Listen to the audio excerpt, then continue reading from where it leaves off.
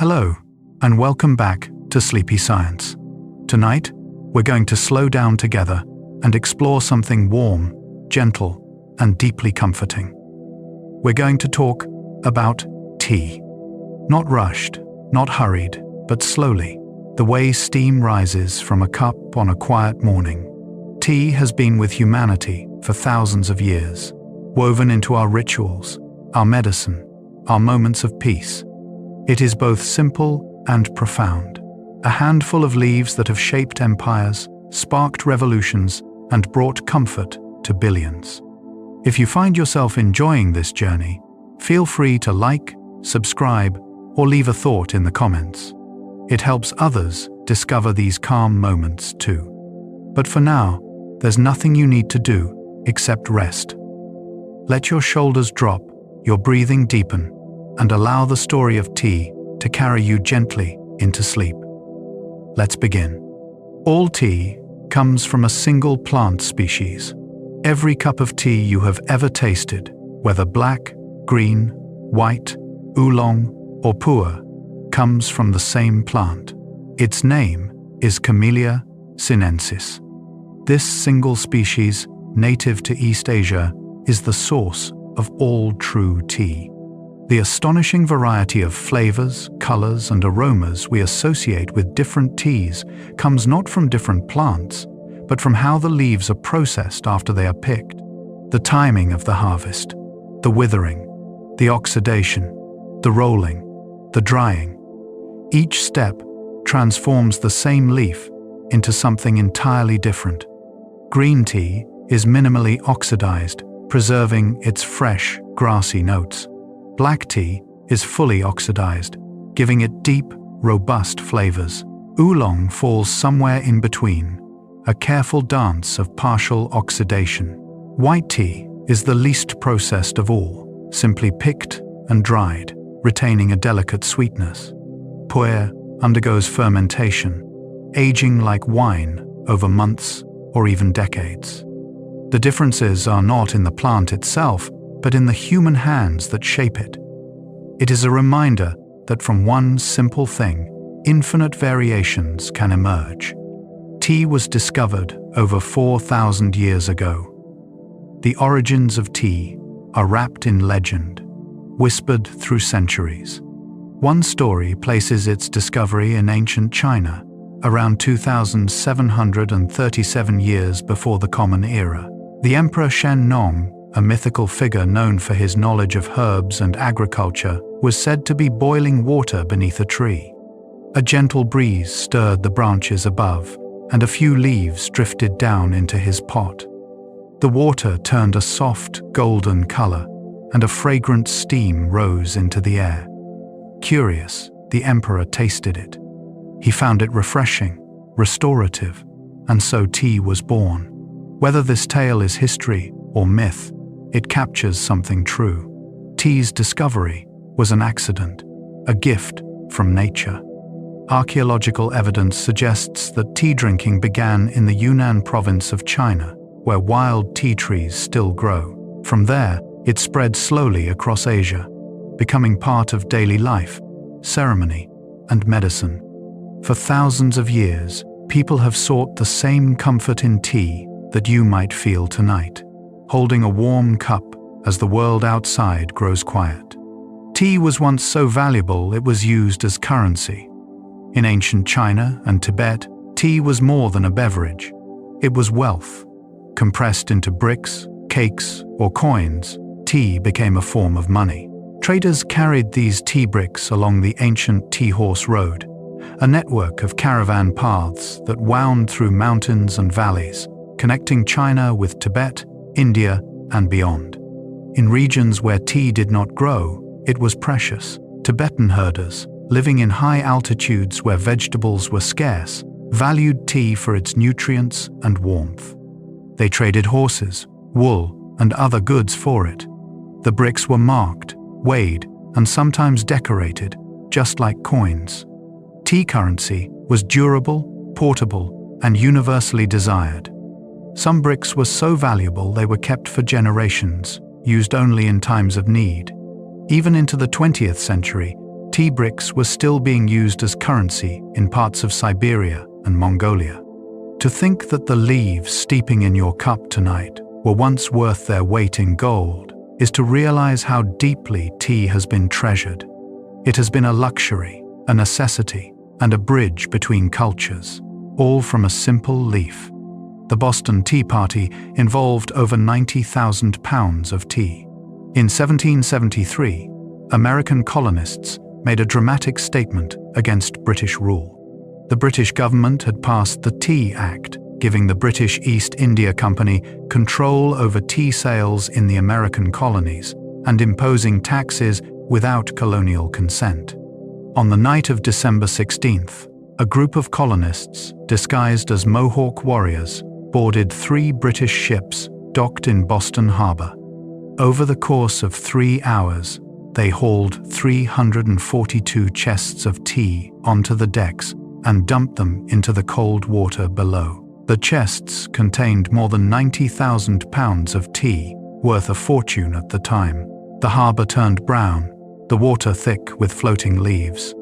The act was not about tea itself, but about freedom, representation, and resistance. Yet tea was the symbol they chose. The Boston Tea Party became one of the pivotal moments leading to the American Revolution. Tea, in that moment, represented more than a drink. It represented control, power, and the refusal to accept injustice. It is strange to think that something so calming, so associated with peace, was once at the center of such defiance. But perhaps that is tea's nature. It meets us wherever we are. China produces more tea than any other country. Even today, tea remains deeply rooted in Chinese culture and agriculture. China is the world's largest producer of tea, growing more than 2.8 million metric tons each year. That is nearly twice as much as the second largest producer, India. Tea is grown across many provinces in China, from the misty mountains of Fujian to the terraced hillsides of Yunnan, from the lakeside fields of Hangzhou to the highlands of Sichuan. Each region produces its own distinct varieties, shaped by soil, climate, and tradition. Fujian is known for oolong and white tea. Yunnan is the birthplace of pu'er. Zhejiang province produces the famous longjing, also called dragonwell, a green tea with a sweet, nutty flavor. The diversity of Chinese tea is vast, and the knowledge required to produce it is passed down through generations. Tea farming in China is not just agriculture, it is heritage. The careful plucking, the precise timing, the methods of processing, all are treated as art forms. When you drink tea, you are tasting the result of thousands of years of refinement. The leaves in your cup tonight may have been grown on a hillside in China, tended by hands that know each season's rhythm. Tea plants can live for over 100 years. A tea plant is not a fleeting thing. Once established, it can continue producing leaves for a century or more. There are tea trees in Yunnan province that are over 1,000 years old, still growing, still harvested. These ancient trees are rare and revered, their leaves prized for depth and complexity. The oldest cultivated tea tree on record is estimated to be over 3,200 years old. It stands in a forest in China, a living connection to the distant past. Most commercial tea comes from younger plants, carefully pruned to encourage fresh growth. But even these plants can produce for decades, their roots deepening, their leaves maturing with each passing year. In some tea gardens, the same bushes have been tended by multiple generations of the same family. Grandparents, parents, children, all plucking leaves from the same plant. There is something comforting in that. The idea that a tea plant is patient, enduring, quietly giving year after year. It does not rush, it simply grows. The Japanese tea ceremony can take over 4 hours. In Japan, tea is not merely consumed, it is honored. The traditional Japanese tea ceremony, called chanoyu or chado, is a choreographed ritual that embodies harmony, respect, purity, and tranquility. Every movement is deliberate. The way the tea is prepared, the way the bowl is turned, the way guests receive it, nothing is hurried. A formal tea ceremony can last 4 hours or more, with a meal served, traditional sweets offered, and matcha, a powdered green tea, whisked to a frothy consistency. The ceremony takes place in a small tea house, often surrounded by a simple garden. Guests remove their shoes, cleanse their hands, and enter in silence. The host prepares the tea with focused grace, each gesture refined over years of practice. The act of making and drinking tea becomes meditation. The ceremony strips away distraction. There is only the sound of water heating, the scent of tatami mats, the warmth of the bowl in your hands. It is a practice of presence, a way of being fully in the moment.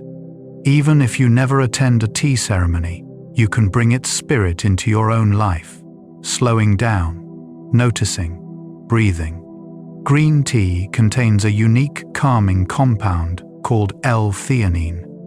One of the reasons tea feels so soothing is a natural amino acid found in its leaves, particularly in green tea. It is called L-theanine.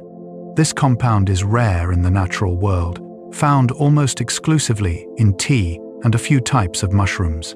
When you drink tea, L-theanine crosses into your brain and promotes the production of alpha waves, the same brain waves associated with relaxed alertness. It is a calm focus, the feeling of being present without being tense. L-theanine also increases levels of serotonin and dopamine, neurotransmitters that regulate mood, sleep, and emotion. This is why tea can feel both energizing and calming at the same time. Unlike coffee, which can sometimes leave you jittery, tea gently lifts without overwhelming. The combination of L-theanine and a smaller amount of caffeine creates what some describe as a state of calm awareness. Monks in China and Japan have long used tea to sustain their meditation, drinking it to stay awake yet tranquil during long hours of sitting. The chemical reason behind this has only recently been understood, but the experience has been known for centuries. Tea soothes the mind. Tonight, as you drift towards sleep, imagine that same gentle calm spreading through you, soft, warm, and steady. White tea is the least processed of all teas. Of all the types of tea, white tea is the most delicate.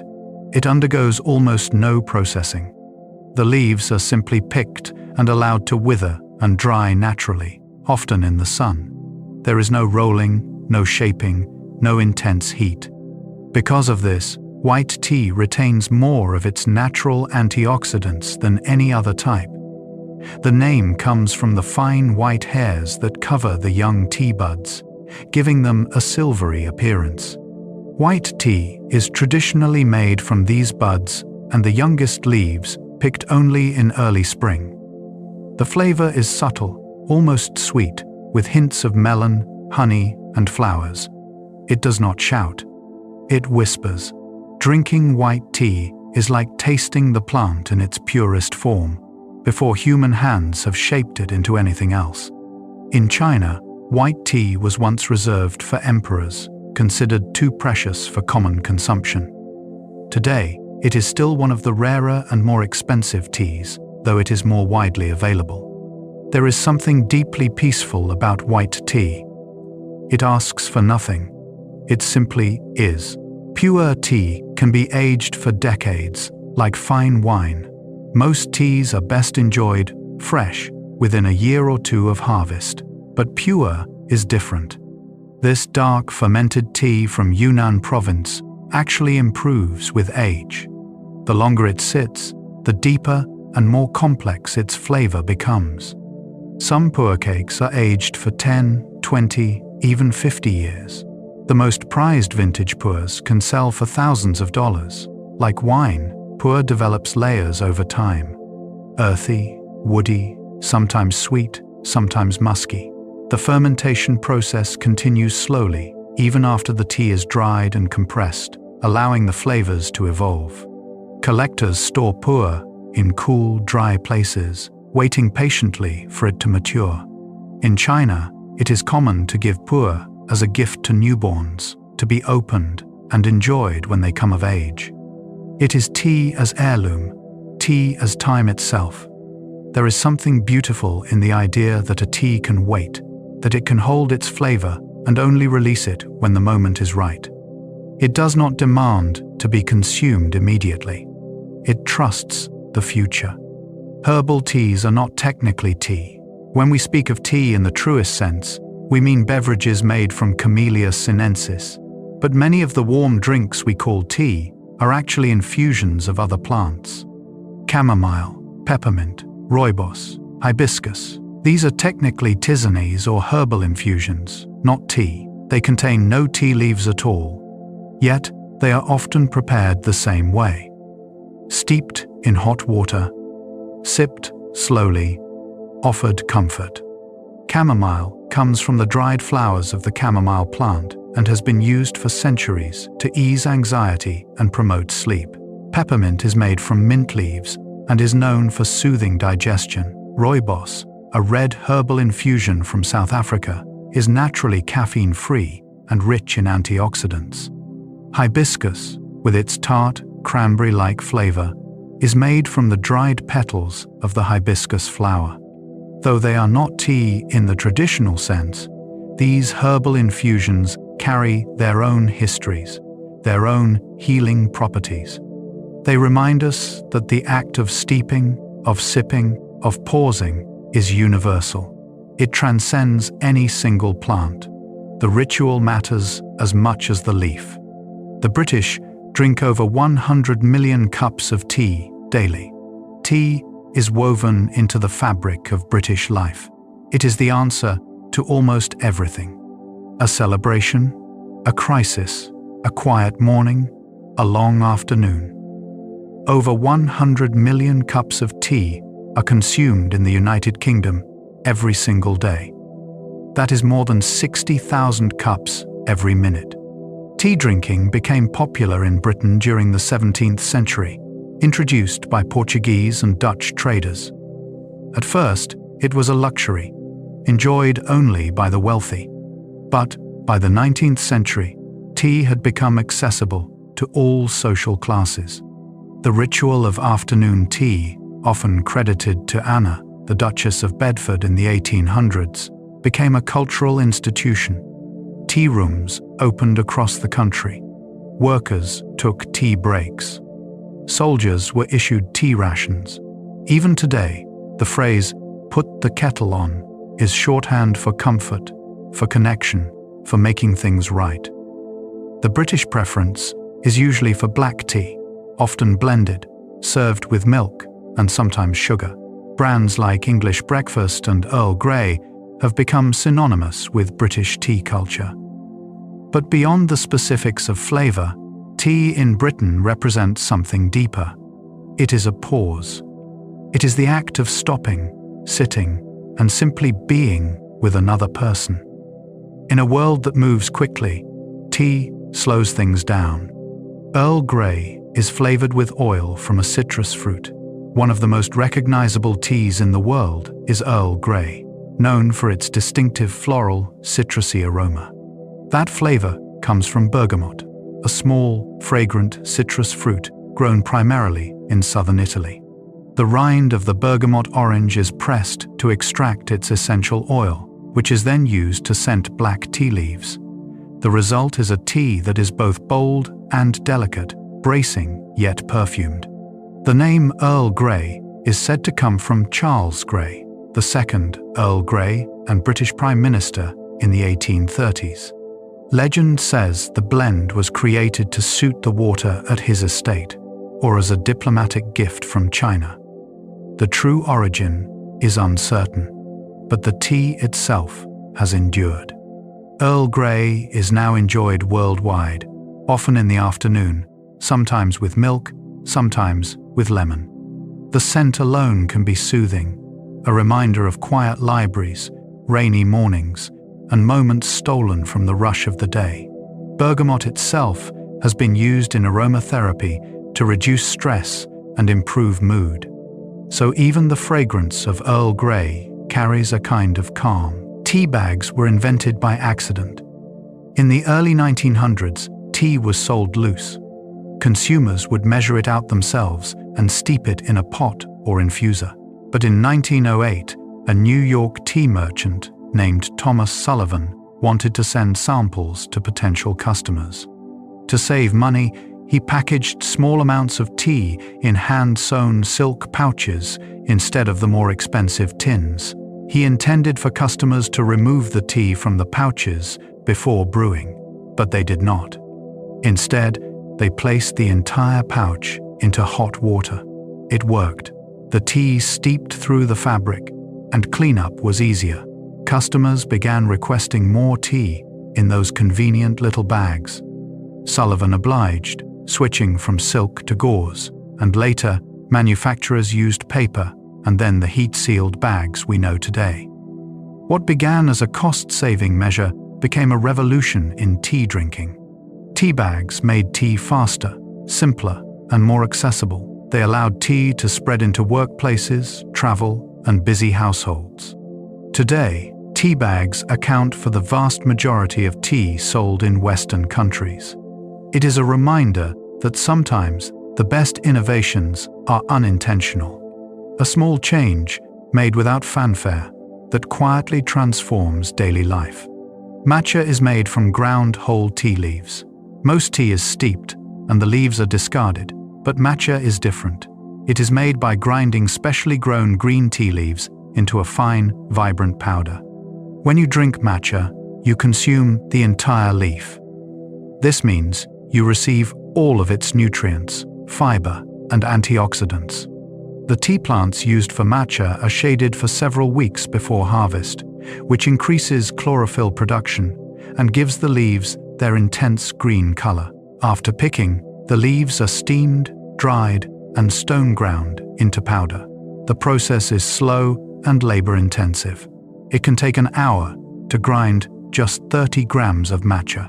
The result is a tea that is creamy, slightly sweet, and rich with umami. In Japan, matcha is whisked with hot water using a bamboo whisk until it becomes frothy. It is the tea used in traditional tea ceremonies, valued for its purity and concentration. Matcha has become popular worldwide, appearing in lattes, desserts, and smoothies.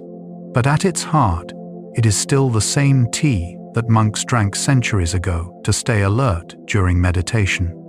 It is focus and calm, intensity and peace, all in one cup. Oolong tea is partially oxidized, a bridge between green and black.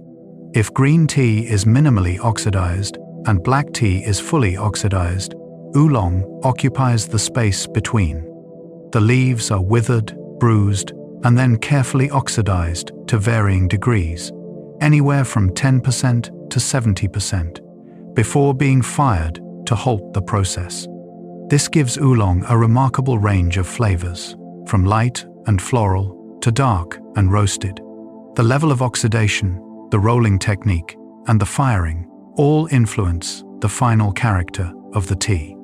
Some oolongs are rolled into tight balls that unfurl dramatically when steeped. Others are twisted into long, dark strands.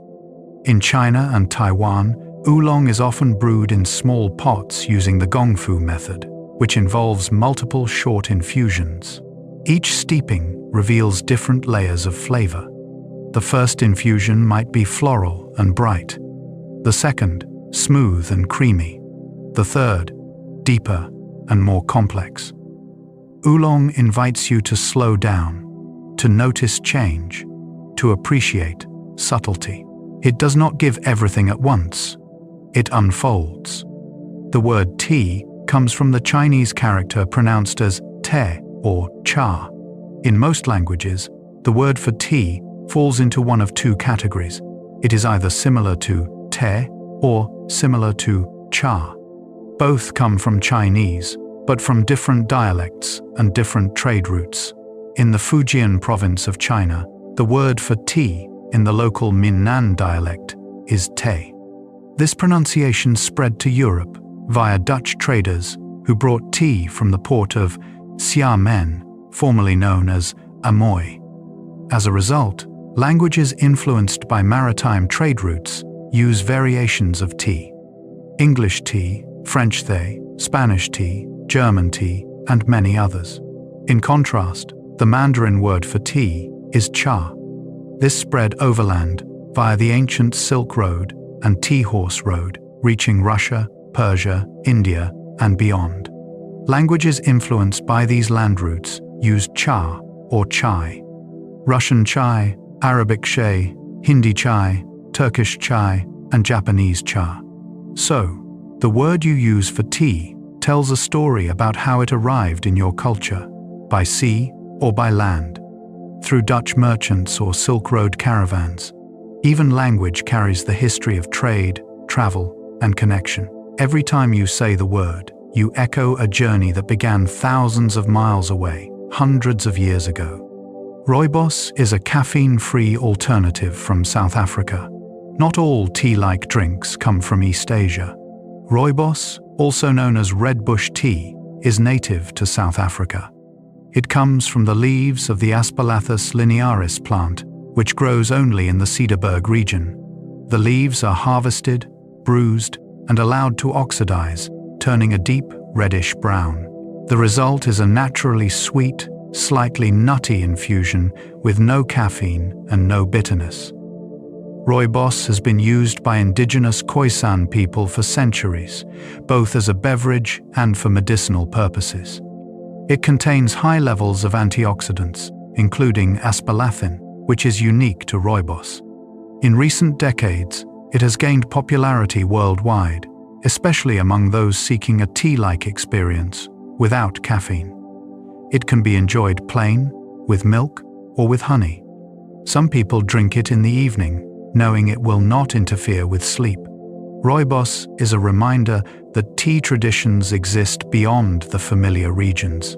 Comfort and ritual are universal. The need for warmth, for pause, for a cup held between two hands. That need exists everywhere. Tea has been sent to space. In the late 20th century, as humans ventured beyond Earth, they brought tea with them. Astronauts aboard space stations and shuttles have enjoyed tea in orbit. In 1984, tea was included in the food supplies on the space shuttle. Later, Russian cosmonauts aboard the Mir space station drank tea regularly, a reminder of home while floating hundreds of miles above the planet. In 2008, a British astronaut even took a special zero-gravity tea bag into space, designed to steep properly in microgravity. Tea in space is not just about flavor. It is about ritual, normalcy, and comfort. Even when everything else is unfamiliar, when the Earth is a distant sphere outside the window and gravity no longer pulls you down, tea remains. It is proof that some comforts are so essential they follow us wherever we go. The act of preparing tea, of sipping something warm, grounds us. It reminds us of mornings, kitchens, and quiet moments. It connects the extraordinary to the ordinary. The world's most expensive tea costs thousands per kilogram. Some teas are so rare, so meticulously crafted, that they command astonishing prices. Da Hong Pao, or Big Red Robe, is one such tea. It is an oolong from the Wuyi Mountains in China, and the original plants, ancient trees growing on a rocky cliff, are considered national treasures. In 2005, 20 grams of tea from these mother trees sold for over $20,000. Today, those trees are no longer harvested, but tea from their descendants still sells for hundreds or thousands of dollars per kilogram. Another rare tea, panda dung tea, is fertilized with the waste of giant pandas. The novelty and limited production make it exceptionally expensive. Gyokuro, a premium Japanese green tea, is shaded for weeks before harvest, resulting in a sweet, umami-rich flavor and a high price tag. These teas are not about daily drinking. They are about history, rarity, and artistry. They are reserved for special moments, for connoisseurs who understand the labor, skill, and time that went into producing them. But even the most expensive tea shares something with the simplest. Both are leaves. Both steep in water. Both offer a moment of pause. Iced tea was popularized at the 1904 World's Fair. Before the early 1900s, tea was almost always served hot. But at the 1904 World's Fair in St. Louis, Missouri, a tea merchant named Richard Bleckenden faced a problem. It was summer, and it was sweltering. Fairgoers were not interested in hot tea. Sales were sluggish. Desperate to attract customers, Bleckenden poured his hot tea over ice. The result was refreshing, cool, and instantly popular. Visitors flocked to his booth, and iced tea became a sensation. It spread across the United States, especially in the hot southern states, where sweet iced tea became a staple. Today, iced tea is enjoyed worldwide, in countless variations. Sweetened or unsweetened, flavored with lemon, peach, or mint, served in tall glasses on warm afternoons. It is a reminder that tradition is not rigid. Sometimes, necessity and creativity lead to something new. What was once an improvisation born of heat and circumstance became a beloved part of tea culture. Even tea, ancient as it is, continues to evolve. Tea contains antioxidants that may support heart health. Beyond its comforting warmth, tea offers tangible health benefits. Research has shown that tea, particularly green and black tea, is rich in antioxidants called polyphenols. These compounds help protect cells from damage, reduce inflammation, and may support cardiovascular health. Studies suggest that regular tea drinkers have a lower risk of heart disease and stroke. The catechins in green tea, especially epigallocatechin gallate, or EGCG, are particularly powerful antioxidants. They may help lower blood pressure, reduce cholesterol levels, and improve blood vessel function. Black tea, though more oxidized, still contains beneficial theaflavins and theorubigins. Of course, tea is not a cure-all, and individual results vary. But the fact that something so simple, so ancient, also happens to be good for the body is reassuring. Tea does not need to promise miracles. It already offers enough. Warmth, flavor, ritual, and perhaps a gentle support for health. That is more than enough. Bubble tea originated in Taiwan in the 1980s. In the past few decades, a playful variation of tea has captured the world. Bubble tea, also called boba tea or pearl milk tea, began in Taiwan. The exact origin is debated, but most accounts place it in the early 1980s when tea shops began adding tapioca pearls to sweetened iced tea. The pearls, chewy and slightly sweet, sink to the bottom of the cup and are sipped up through a wide straw. The drink is often made with milk, fruit flavors, or even blended with ice into a smoothie-like consistency.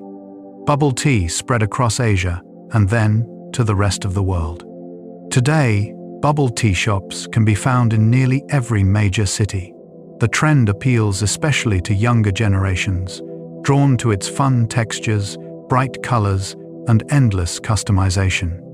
Some purists argue it is far removed from traditional tea culture, but perhaps that is the point. Tea adapts. It meets people where they are. For some, tea is ceremony. For others, it is a sweet, chewy treat shared with friends. Both are valid, both are tea in their own way. The oldest known tea in existence is over 2,000 years old. In 1990, archaeologists excavating a tomb in China's Shaanxi province made a remarkable discovery. They found tea leaves buried alongside the remains of Emperor Jing of the Han dynasty, who died in 141 years before the Common Era. The tea had been carefully placed in the tomb as an offering, meant to accompany the emperor into the afterlife. Chemical analysis confirmed it was indeed tea, making it the oldest known physical sample in existence. It had survived more than 2,000 years, dry and preserved in the sealed tomb. The discovery provided concrete evidence that tea was already valued and consumed in China over 2 millennia ago. It also suggested that tea had spiritual significance, important enough to be included among burial goods. To think that tea was already ancient when Rome was still rising, when the Great Wall was being built, is humbling. The cup you drink tonight is part of a tradition older than most civilizations. It has been here, quietly steeping, longer than we can fully comprehend. Tea is the second most consumed beverage in the world, after water. Across every continent, in nearly every culture, people drink tea. It is estimated that over 2 billion cups of tea are consumed every single day worldwide. Only water surpasses it. Tea is drunk in steaming glasses in Morocco, sweetened with mint.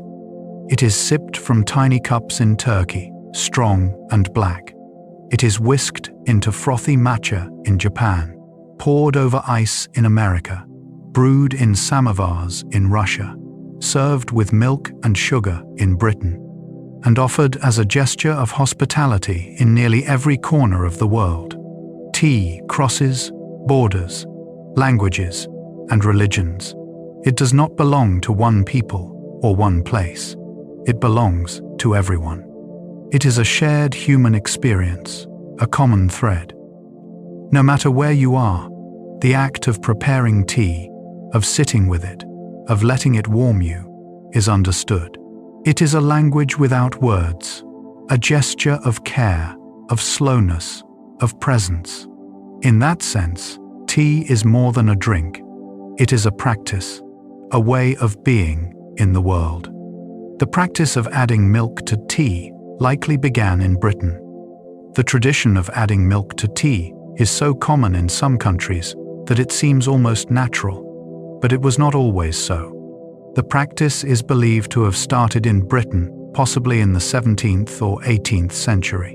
One theory suggests that milk was added to protect delicate porcelain teacups from cracking when hot tea was poured into them. Another theory points to the French, who drank café au lait and may have influenced British tea culture. Some argue that milk was added simply to mellow the strong, sometimes bitter taste of lower quality teas. Whatever the origin, milk in tea became a defining feature of British tea drinking. The debate over whether to add milk first or tea first has persisted for centuries, even inspiring scientific studies. The Royal Society of Chemistry weighed in, recommending milk first to prevent denaturing the proteins. But in the end, it is personal preference. Some like their tea milky and smooth. Others prefer it clear and bright. There is no wrong answer. Tea is forgiving. It accommodates. It adapts to your needs, your tastes, your rituals. Chai is a spiced tea blend from India. In India, tea is often prepared as chai, a fragrant, spiced blend that has become popular worldwide. The word chai simply means tea in Hindi, but outside India, it has come to refer specifically to masala chai, or spiced tea. Traditional chai is made by simmering black tea with a mixture of spices such as cardamom, ginger, cinnamon, cloves, and black pepper. Milk and sugar are added, creating a creamy, warming drink. The spices vary by region and household. Some chai is fiery with ginger and pepper. Other versions are sweeter, dominated by cardamom and cinnamon. Chai is sold by street vendors throughout India, brewed in large pots and poured into small clay cups or glasses. It is drunk throughout the day, offered to guests, shared among friends. Chai is comfort in a cup, especially during monsoon rains or cool mornings. It has traveled far beyond India, adapted into chai lattes and spiced tea blends in cafes around the world. But at its heart, chai remains what it has always been, a blend of warmth, spice, and connection. Tea ceremonies exist in many cultures, not just Japan. While the Japanese tea ceremony is perhaps the most well-known, many cultures have their own rituals surrounding tea.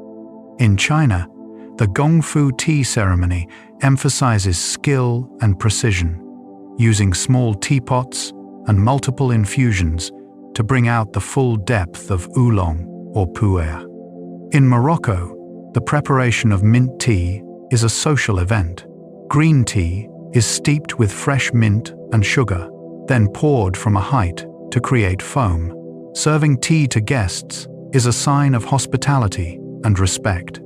In Britain, afternoon tea is a more casual but equally ritualized event, involving tiered trays of sandwiches, scones, and pastries. In Russia, tea is brewed strong in a samovar and diluted with hot water, often served with jam or sugar cubes. In Tibet, butter tea, or pocha, is made by churning tea with yak butter and salt, creating a savory, nourishing drink suited to the high-altitude climate. Each culture has shaped tea to fit its needs, its climate, its values. Yet, the core remains the same. Tea is a reason to sit together, to slow down, to share. The color of tea depends on oxidation, not the type of leaf. A common misconception is that black tea, green tea, and white tea come from different plants. They do not. They all come from Camellia sinensis. The difference lies in how the leaves are processed, specifically how much they are allowed to oxidize. Oxidation is a chemical reaction that occurs when the enzymes in tea leaves are exposed to oxygen. It is similar to how an apple turns brown when you cut it. In green tea, oxidation is halted almost immediately after picking. The leaves are steamed or pan-fired to deactivate the enzymes, preserving their green color and fresh flavor. White tea undergoes minimal oxidation, just a brief withering. Oolong is partially oxidized, stopped somewhere in the middle. Black tea is fully oxidized, resulting in dark leaves and a robust flavor. The same leaf, treated differently, becomes something entirely new. It is a reminder that transformation is not always about changing the source. Sometimes it is simply about time, care, and process. Tea grows best in mountainous regions with mist and rain. The finest teas in the world are often grown at high altitudes, where the air is cool, the mornings are misty, and the rain falls gently. These conditions slow the growth of the tea plant, allowing the leaves to develop more complex flavors and higher concentrations of desirable compounds. Mountains also provide well-drained soil, essential for healthy tea plants. The mist protects the leaves from harsh sun, reducing bitterness. Many of the most famous tea-growing regions are in the mountains. The Wuyi Mountains in China, the highlands of Sri Lanka, the slopes of Darjeeling in India, the mountains of Taiwan, all produce teas prized for their depth and character. Walking through a tea plantation in the mountains is like stepping into another world. Rows of green bushes stretch across terraced hillsides, their leaves glistening with dew. The air smells fresh, earthy, slightly sweet. Workers move slowly between the rows, plucking leaves by hand. It is labor-intensive, meditative work. The mountains cradle the tea plants, and the tea, in turn, carries the essence of those mountains. When you drink tea, you taste the place it came from, the soil, the rain, the mist. Tea has inspired countless works of art and literature. Throughout history, tea has been more than sustenance. It has been muse. Poets in ancient China wrote verses about tea, celebrating its clarity, its simplicity, its ability to inspire thought. The Tang dynasty poet Lu Tong wrote of tea lifting him through stages of enlightenment with each cup. The classic of tea, written by Lu Yu in the 8th century, is considered the first definitive work on tea, covering its history, cultivation, and preparation. It is both manual and meditation. In Japan, tea influenced the aesthetics of wabi-sabi, the appreciation of imperfection and transience. Tea bowls, tea houses, and tea gardens became expressions of this philosophy. In British literature, tea appears in the works of Jane Austen, Oscar Wilde, and countless others as a symbol of civility, introspection, and social ritual. Tea is painted, photographed, sung about. It appears in films, in poetry, in memories. Artists have long understood what tea offers, a subject that is both ordinary and profound. A moment that is small but infinite. Decaffeinated tea still contains trace amounts of caffeine. For those who love tea but want to avoid caffeine, decaffeinated tea is an option. However, it is important to know that no tea is completely caffeine-free, unless it is an herbal tisane. The decaffeination process removes most of the caffeine, but not all. Typically, decaffeinated tea contains about 2 to 5 milligrams of caffeine per cup, compared to 20 to 60 milligrams in regular tea. The process of removing caffeine can be done through several methods. Some use solvents, others use carbon dioxide, and some use water. Each method has trade-offs in terms of flavor, retention, and efficiency. Because some flavor compounds are lost during decaffeination, decaf tea is often considered less vibrant than its regular counterpart. Still, for people sensitive to caffeine, or those who want to enjoy tea late in the evening without disrupting sleep, decaf can be a suitable choice.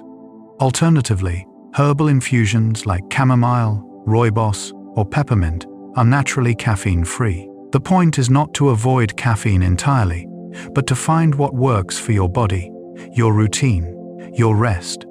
The tea plant is an evergreen shrub. Camellia sinensis, the tea plant, is an evergreen. It does not lose its leaves in winter. Instead, it remains green year-round, continually producing new growth. In its wild form, the tea plant can grow into a tree over 30 feet tall, but in cultivation, it is pruned to waist height, making it easier to harvest the tender young leaves at the top. These leaves, called flushes, are picked multiple times a year, depending on the climate. In tropical regions, tea can be harvested year-round. In temperate regions, there is a dormant period during winter, and the first flush of spring is highly prized for its delicate flavor. The plant itself is hardy, able to withstand both heat and cold.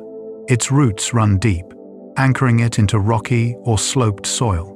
Its leaves are glossy, dark green, with serrated edges. Small white flowers bloom in the fall, delicate and fragrant, though they are often removed to direct the plant's energy into leaf production. The tea plant is patient. It does not rush its growth.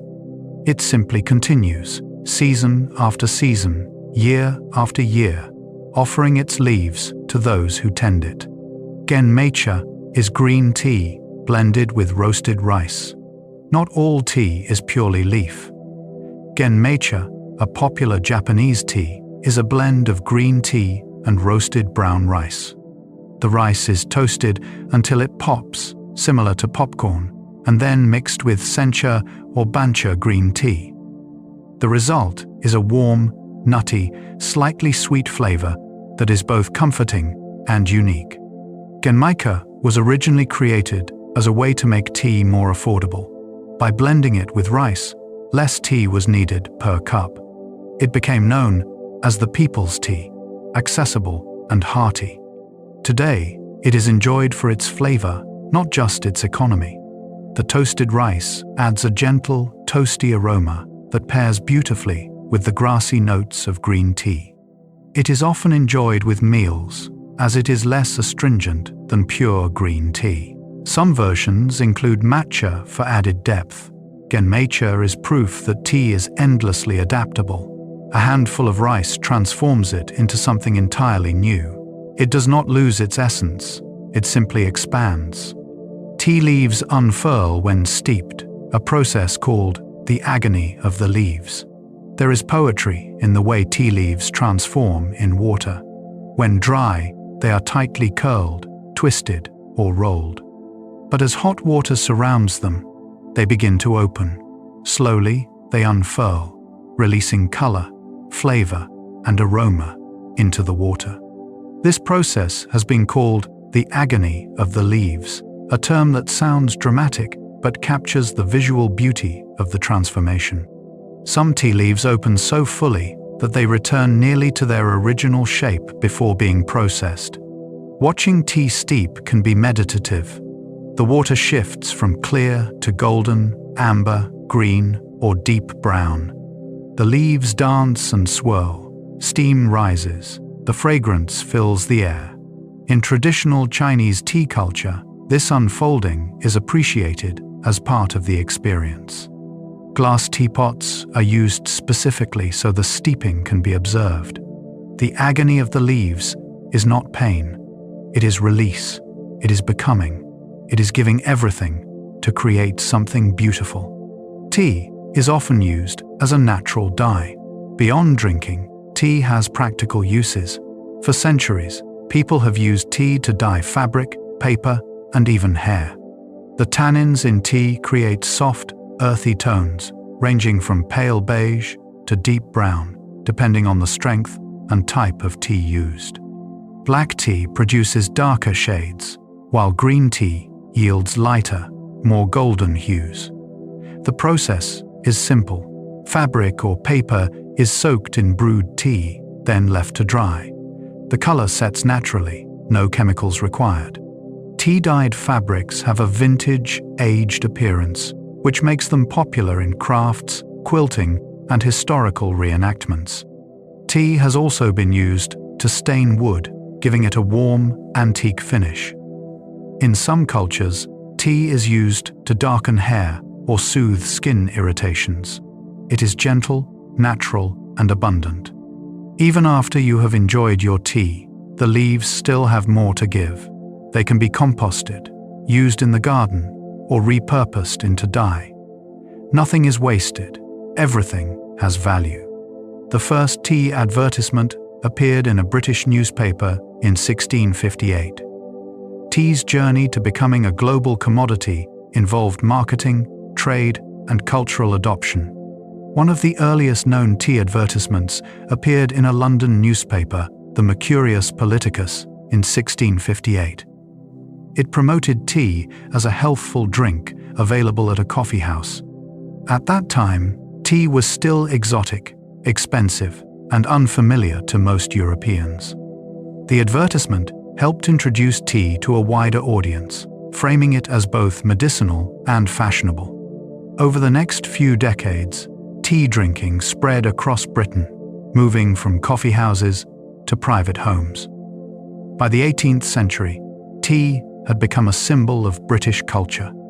Advertisements grew more sophisticated, with imagery of elegance, refinement, and social status. Tea companies, like Twinings, established in 1706, became household names. Marketing shaped not just the sale of tea, but the culture around it. Afternoon tea, tea sets, etiquette, all were influenced by the way tea was presented and sold. The simple leaf became a brand, a lifestyle, an identity. And it all began with a single newspaper ad, centuries ago. The Boston Tea Party did not involve people drinking tea. Despite its name, the Boston Tea Party was not a party, and no one drank the tea.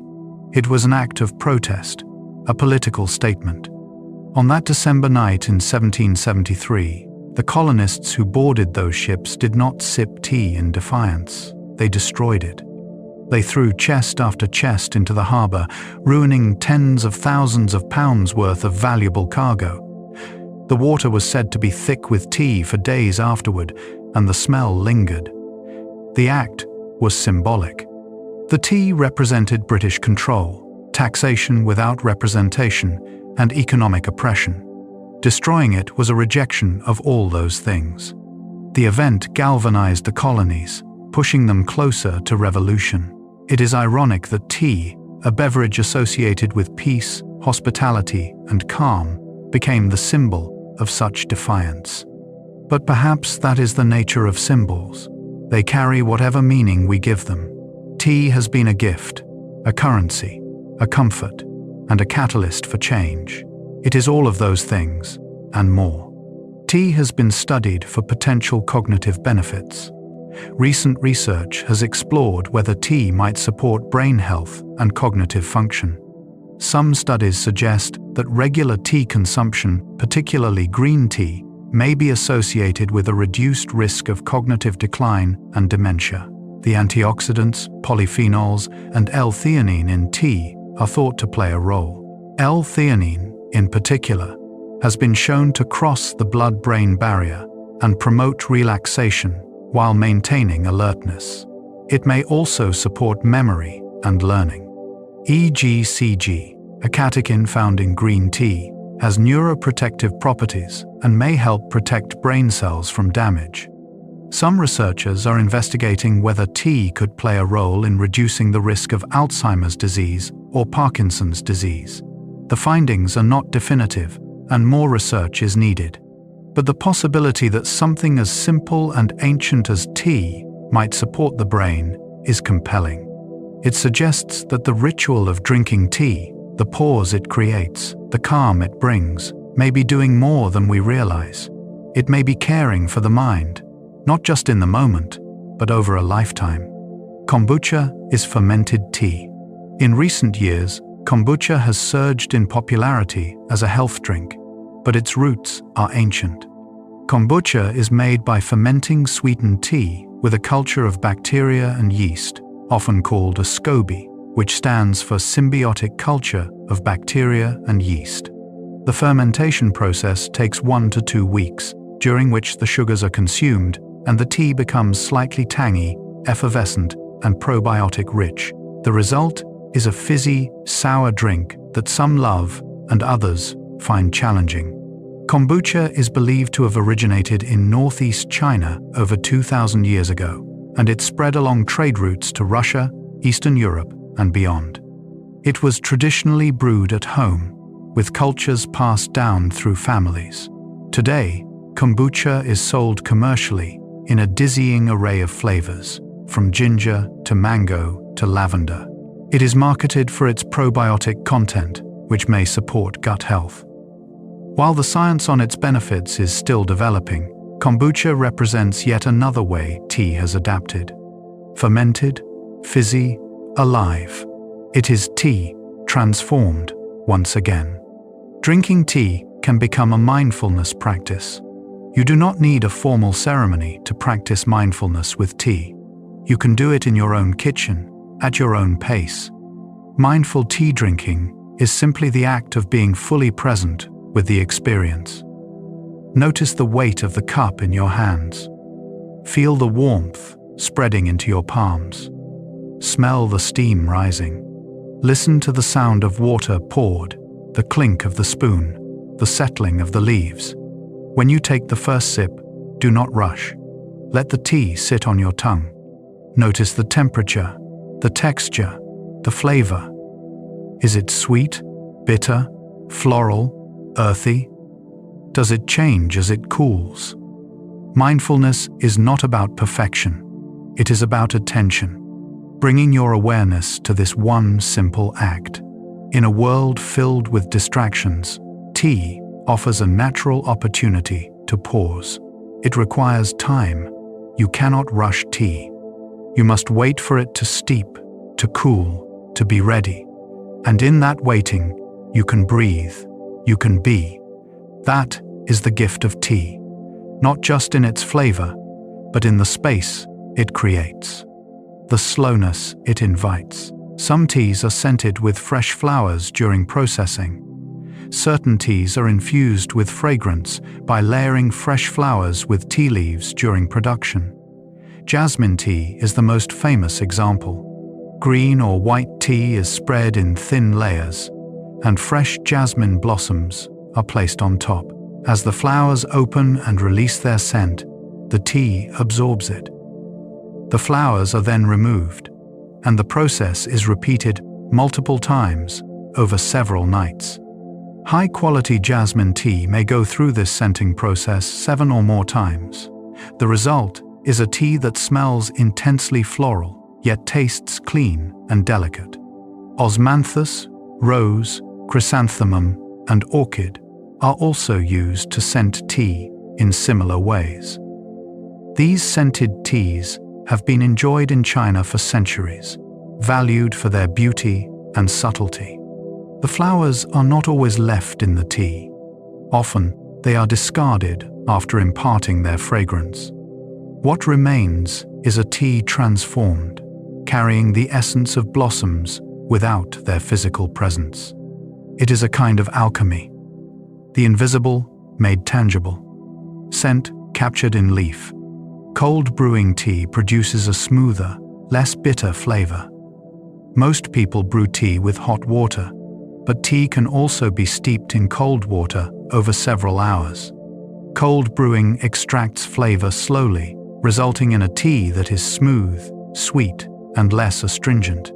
The tannins that cause bitterness are less soluble in cold water, so the resulting brew is milder. Cold brewed tea is especially popular in Japan, where it is called mizudashi. Green teas, oolongs, and white teas work particularly well for cold brewing. The process is simple. Add tea leaves to cold water, place in the refrigerator, and let steep for 6 to 12 hours. The result is a refreshing, delicate tea, perfect for warm weather. Cold brewing is forgiving. There is no risk of burning the leaves or oversteeping. Time does the work. There is something peaceful about knowing that while you sleep, your tea is quietly steeping in the fridge, becoming something gentle and ready for tomorrow. Tea plants thrive in acidic soil. The tea plant prefers soil with a pH between 4.5 and 6, which is moderately acidic. This type of soil is rich in organic matter and drains well, both essential for healthy tea growth. Acidic soil also makes certain nutrients more available to the plant, such as aluminum, which tea absorbs in higher quantities than most plants.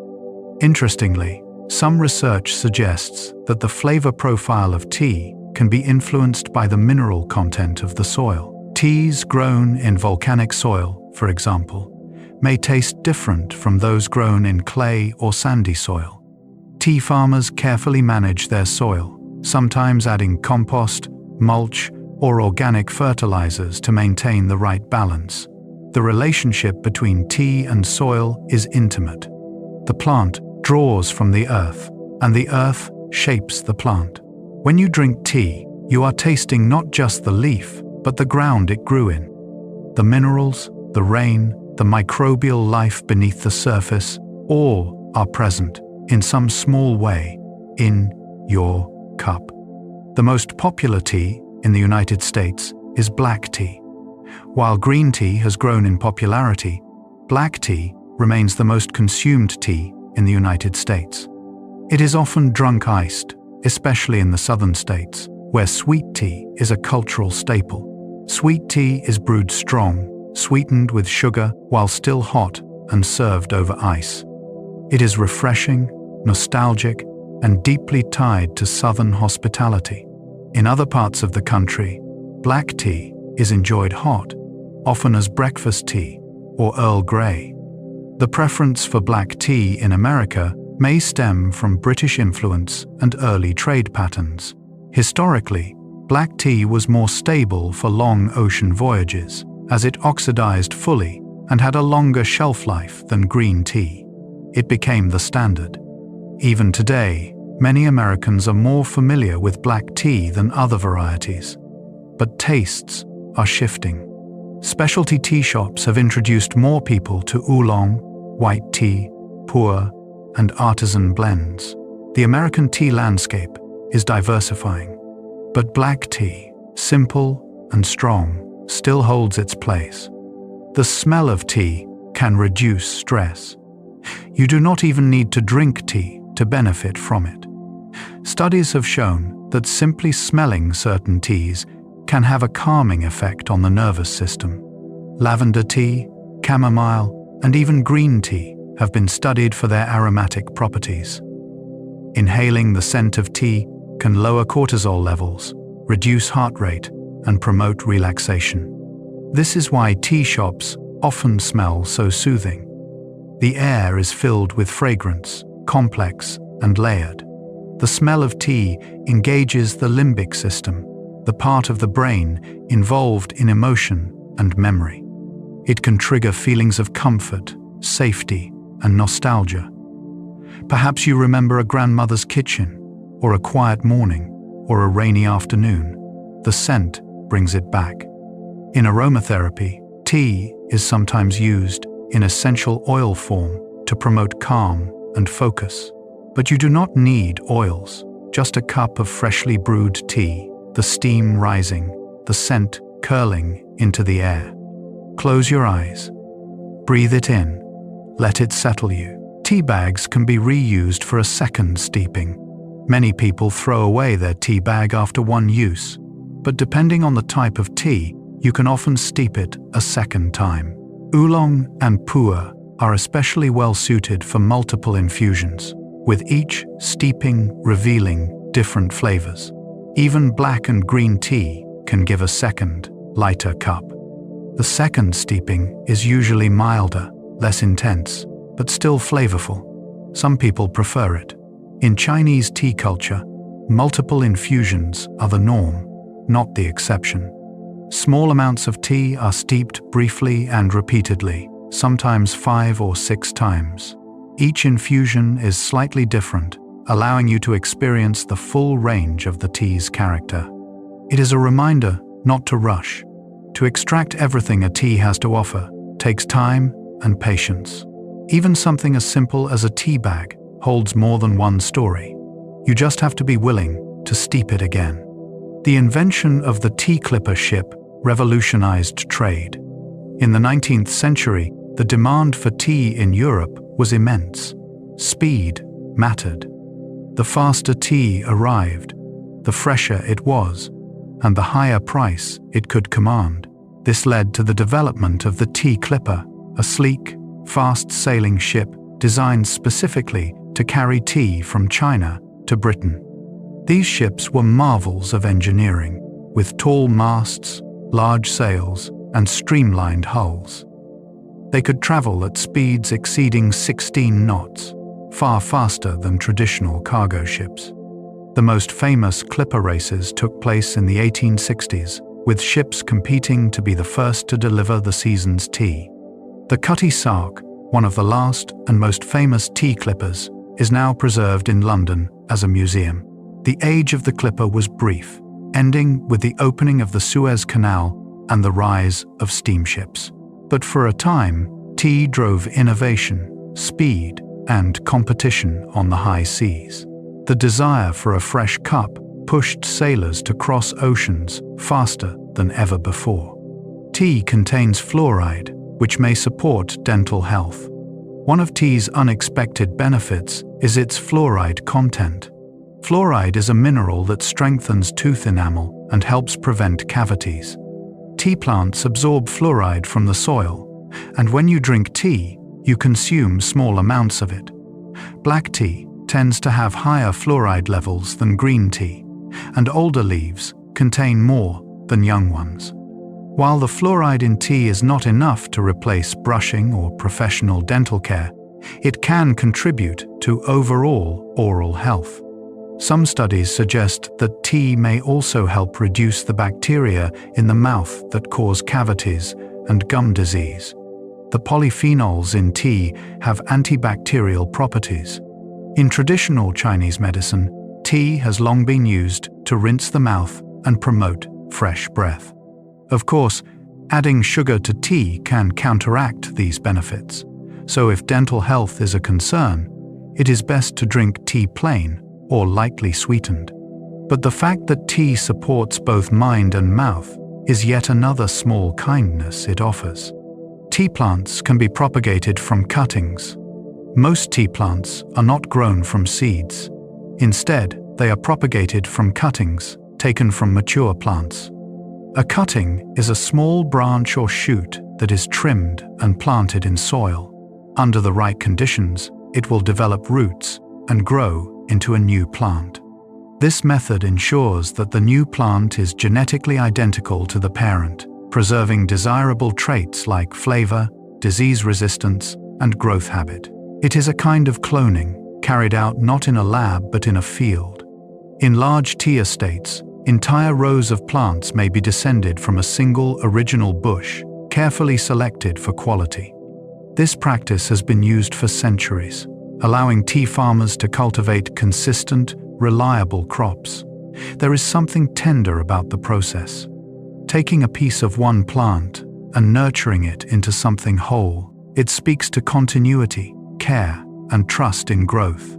A single plant becomes many, spreading slowly across hillsides, each one carrying the same quiet potential. Afternoon tea and high tea are not the same thing. The terms afternoon tea and high tea are often used interchangeably, but they refer to different traditions. Afternoon tea is a light meal, typically served between 3 and 5 in the afternoon. It includes tea, small sandwiches, scones with clotted cream and jam, and pastries. It originated in the 1800s as a way to bridge the gap between lunch and a late dinner. It was a social event, leisurely and elegant. High tea, by contrast, was a more substantial meal, served later in the day, around 5 or 6 in the evening. It included heartier fare, like meat, bread, vegetables, and of course, tea. High tea was the meal of the working class, eaten after a long day of labor. The name high tea comes from the fact that it was eaten at a high dining table, whereas afternoon tea was often served on low tables in sitting rooms. Over time, the terms became confused, especially outside Britain. Today, many hotels and tea rooms use the term high tea when they actually mean afternoon tea. It is a small misunderstanding, but it highlights how tea culture has evolved and blurred across time and place. Tea is part of traditional medicine in many cultures. Long before modern medicine, tea was used as a remedy. In China, tea was valued for its ability to aid digestion, clear the mind, and support overall vitality. Different teas were prescribed for different ailments. Green tea for cooling the body, pu, for aiding digestion, oolong for balancing energy. In Ayurvedic medicine, chai spices like ginger, cardamom, and cloves were believed to support digestion and circulation. In Morocco, mint tea is considered soothing for the stomach. In Japan, green tea was used by monks to stay alert during meditation and was believed to promote longevity. Modern science has begun to validate some of these traditional uses. Tea's antioxidants, anti-inflammatory compounds, and calming effects are now understood through research, but the wisdom of using tea for health did not wait for clinical trials. People knew, through experience, through observation, that tea was good for them, that knowledge was passed down, mother to daughter, healer to patient, generation to generation. Tea was medicine before it was science. The shape of tea leaves affects steeping time and flavor. Not all tea leaves are the same shape, and that shape influences how the tea brews. Tightly rolled leaves, like those in gunpowder green tea or rolled oolong, take longer to unfurl and release their flavor. They can often withstand multiple infusions. Flat or twisted leaves, like those in Longjing or Baihao oolong, open more quickly and tend to infuse faster. Broken or cut leaves, such as those in many black tea blends, steep quickly and produce a stronger, more astringent flavor. Whole leaves, left intact, offer a more nuanced and gentle infusion. The size and shape of the leaf also affect surface area. More surface area means faster extraction. This is why tea bags, which often contain small, broken leaves, brew faster than whole leaf tea. Understanding this helps you adjust your steeping. If your tea is too weak, you may need to steep it longer or use more leaves. If it is too strong or bitter, you may be steeping it too long or the leaves are too broken. The leaf itself tells you how it wants to be brewed, you just have to listen. The ritual of tea can mark transitions throughout the day. Tea is often tied to time. Morning tea, to wake gently. Mid-morning tea, to pause. Afternoon tea, to bridge the day. Evening tea, to wind down. In cultures around the world, tea punctuates the hours, creating small rituals that structure daily life. These rituals are not rigid. They are soft, flexible, personal, but they provide rhythm. They remind you to stop, even briefly, and acknowledge the passage of time. Morning tea is a beginning. It is warmth before the day unfolds. Afternoon tea is rest. It is permission to step away from work, to sit, to breathe. Evening tea is closure. It is the signal that the day is ending, that it is time to transition into rest. For people who live alone, these tea rituals can provide companionship. For people who live with others, they can be moments of connection. Tea does not demand anything. It simply offers itself, again and again, a steady presence through all the hours. Tea can be a bridge between generations. Grandmothers teach grandchildren how to brew tea. Parents pass down preferences, rituals, favorite blends. A love of tea often travels through families, carried across decades. In many cultures, elders are the keepers of tea knowledge. They remember which teas were grown where, which were served at weddings, which were saved for illness. They know the old methods, the songs, the stories. Sitting with someone older, sharing tea, is a form of learning that does not happen in books. It happens in the slow pouring, in the quiet sipping, in the unspoken understanding that some things are better taught than told. Tea becomes a language between generations, a way of saying, I see you, I care, I am here. Even after people are gone, their tea habits remain. You might brew tea the way your grandmother did, without thinking. You might choose the same brand, the same cup, the same time of day. In that moment, you are still together. Tea transcends time. The world's largest tea producer is China, followed by India. When it comes to sheer volume, China leads the world in tea production. It grows and processes millions of tons of tea each year, producing every type from green to black to oolong to pur. India is the second largest producer, known especially for Assam and Darjeeling teas. Other major tea-producing countries include Kenya, Sri Lanka, Vietnam, Turkey, and Indonesia. Each region has its specialty. Kenya produces robust black tea, much of it used in blends. Sri Lanka, formerly Ceylon, is known for bright, flavorful teas grown at various elevations. Vietnam produces jasmine tea and green tea. Turkey grows tea along the Black Sea coast, consumed almost entirely domestically. Indonesia grows tea on the islands of Java and Sumatra, often used in blending. Together, these countries produce billions of kilograms of tea annually. Yet, no matter where it is grown, tea is shaped by the same forces: sun, rain, soil, and human care. From the highest mountain to the lowest valley, tea grows wherever people tend it with patience. You do not need expensive equipment to enjoy good tea. One of tea's greatest virtues is its simplicity. You do not need a fancy teapot, a precise thermometer, or a timer. All you truly need is tea, water, and heat, a mug, a kettle, and a few minutes. That is enough. Of course, if you enjoy the process, there are beautiful tools you can use. Ceramic teapots, glass infusers, bamboo whisks, cast iron kettles. These can enhance the experience, make it feel special, but they are not required. Some of the best tea is brewed in the simplest vessels: a chipped mug, a jar, a thermos. Tea does not judge. It does not care if your setup is perfect. It will steep in boiling water or slightly cooled water. It will taste good even if you forget to time it. Tea is forgiving. It adapts. It meets you where you are. The ritual can be as elaborate or as simple as you want. What matters is not the equipment, it is the pause. The act of making something warm and sitting with it. That is the heart of tea. Some people find comfort in collecting tea. For some, tea is not just a drink, but a passion. They collect teas from around the world, storing them in tins, jars, and cupboards.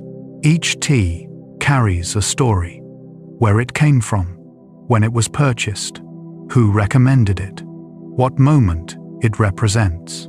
A tea bought on vacation, a tea gifted by a friend, a tea discovered by chance. The collection becomes a library of experiences, flavors, memories. Opening a tin and smelling the leaves brings it all back. There is joy in variety, in knowing you have a tea for every mood. Bright green tea for mornings, rich black tea for rainy afternoons, floral oolong for celebration, earthy pure for contemplation. A collection is not about hoarding. It is about having choices, about honoring the diversity of tea, about being ready for whatever the day brings. And sometimes, just looking at your collection, knowing it is there, is enough. You do not have to drink it all. You just have to know it is waiting. The best way to store tea is in a cool, dark, dry place.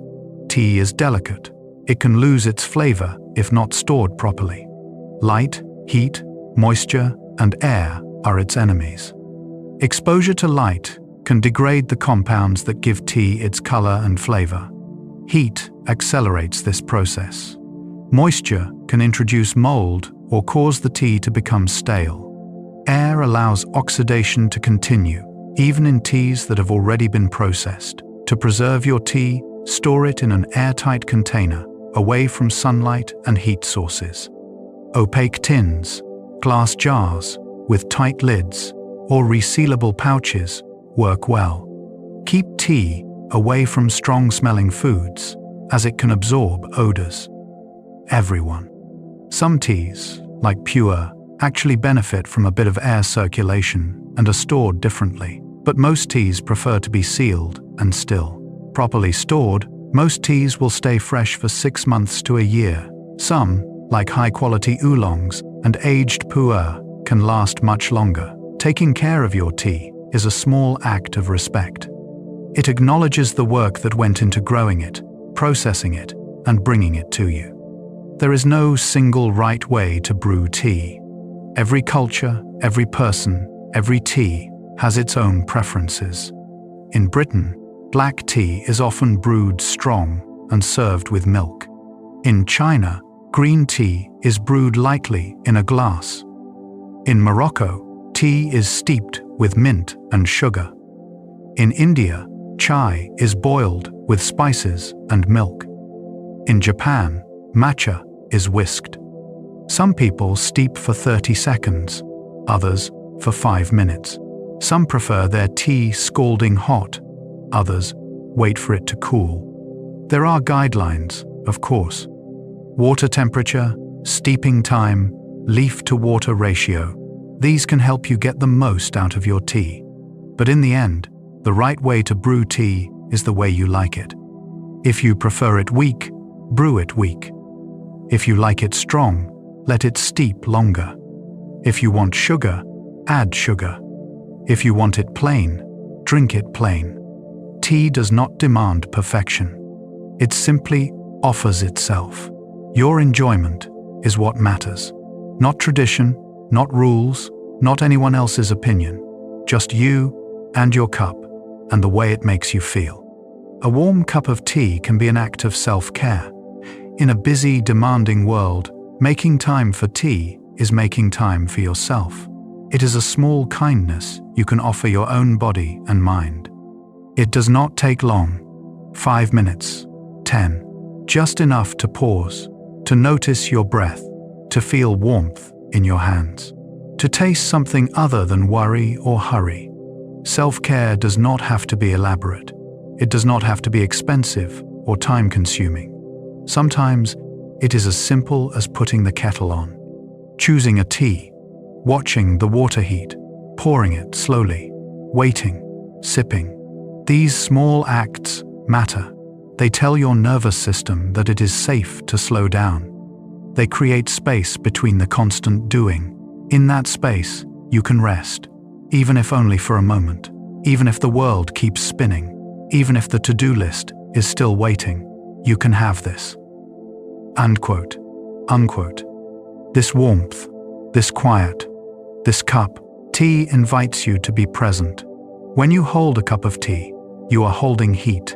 You feel it in your palms, against your fingers. You cannot ignore it. It asks for your attention.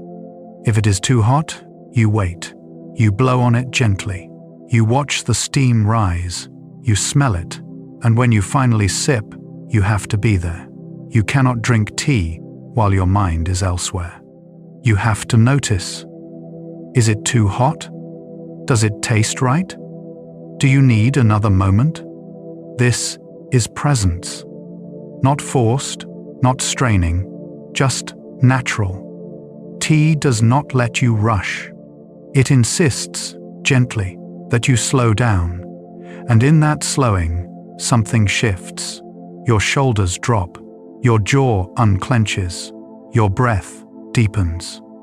You are here, in this moment, in this body, with this tea. And for a little while, that is enough. The day can wait. The worries can wait. Right now, there is only this. The warmth, the flavor, the quiet company of a cup. This is what tea offers. Not answers, not solutions, just presence. Just now. Tea gardens can take years to reach full production. When a tea plant is first established, it cannot be harvested immediately. Young plants need time to grow strong roots, develop healthy branches, and produce enough foliage. In most commercial tea plantations, it takes 3 to 5 years before a plant is ready for its first harvest. During those years, the plants are carefully tended. They are pruned to encourage bushier growth. They are protected from pests and harsh weather. They are given time to settle into the soil, to find their rhythm. Once they begin producing, they can continue for decades. But those first years are an investment, a patient waiting. The farmers who plant tea will not see the full reward of their labor for years. They plant for the future, for harvests they will one day gather, for cups that will one day be poured. It is an act of faith, a trust in time. The word tea time entered the English language in the 1800s. Before tea became a cornerstone of British culture, there was no need for a word like tea time. But as tea drinking became woven into daily routines, language adapted. Tea time came to mean not just the act of drinking tea, but a specific time of day, a cultural moment. It implied pause, civility, and social connection. To invite someone to tea time was to offer hospitality. To say it was tea time was to acknowledge the rhythm of the day. The word has since traveled beyond Britain, understood even in cultures where tea is not central. It represents something larger than tea itself. It represents the idea that there is a time for slowing down, a time for gathering, a time for warmth. Lapsang Souchong is a tea smoked over pine wood.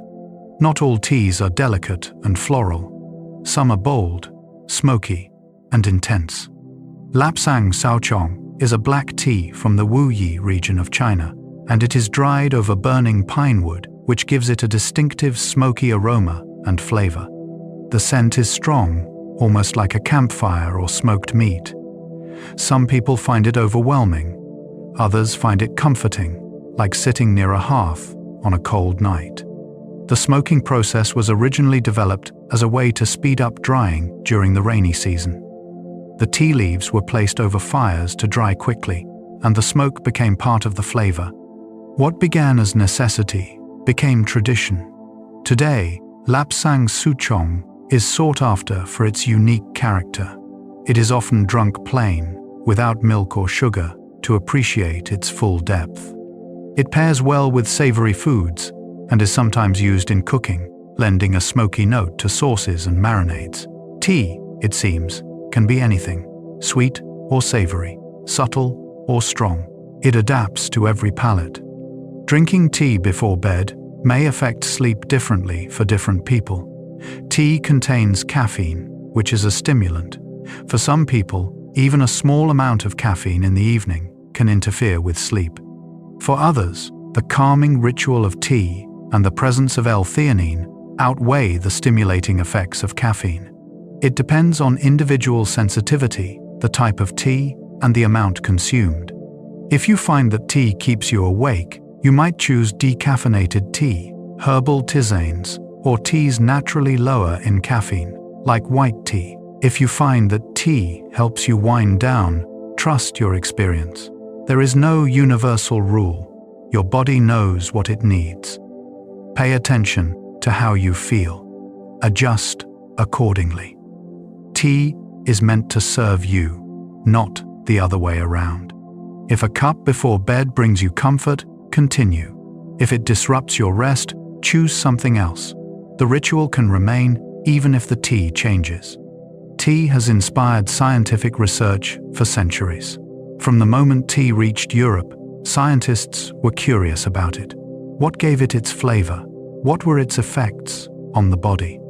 Early chemists analyzed tea leaves, isolating compounds and studying their properties.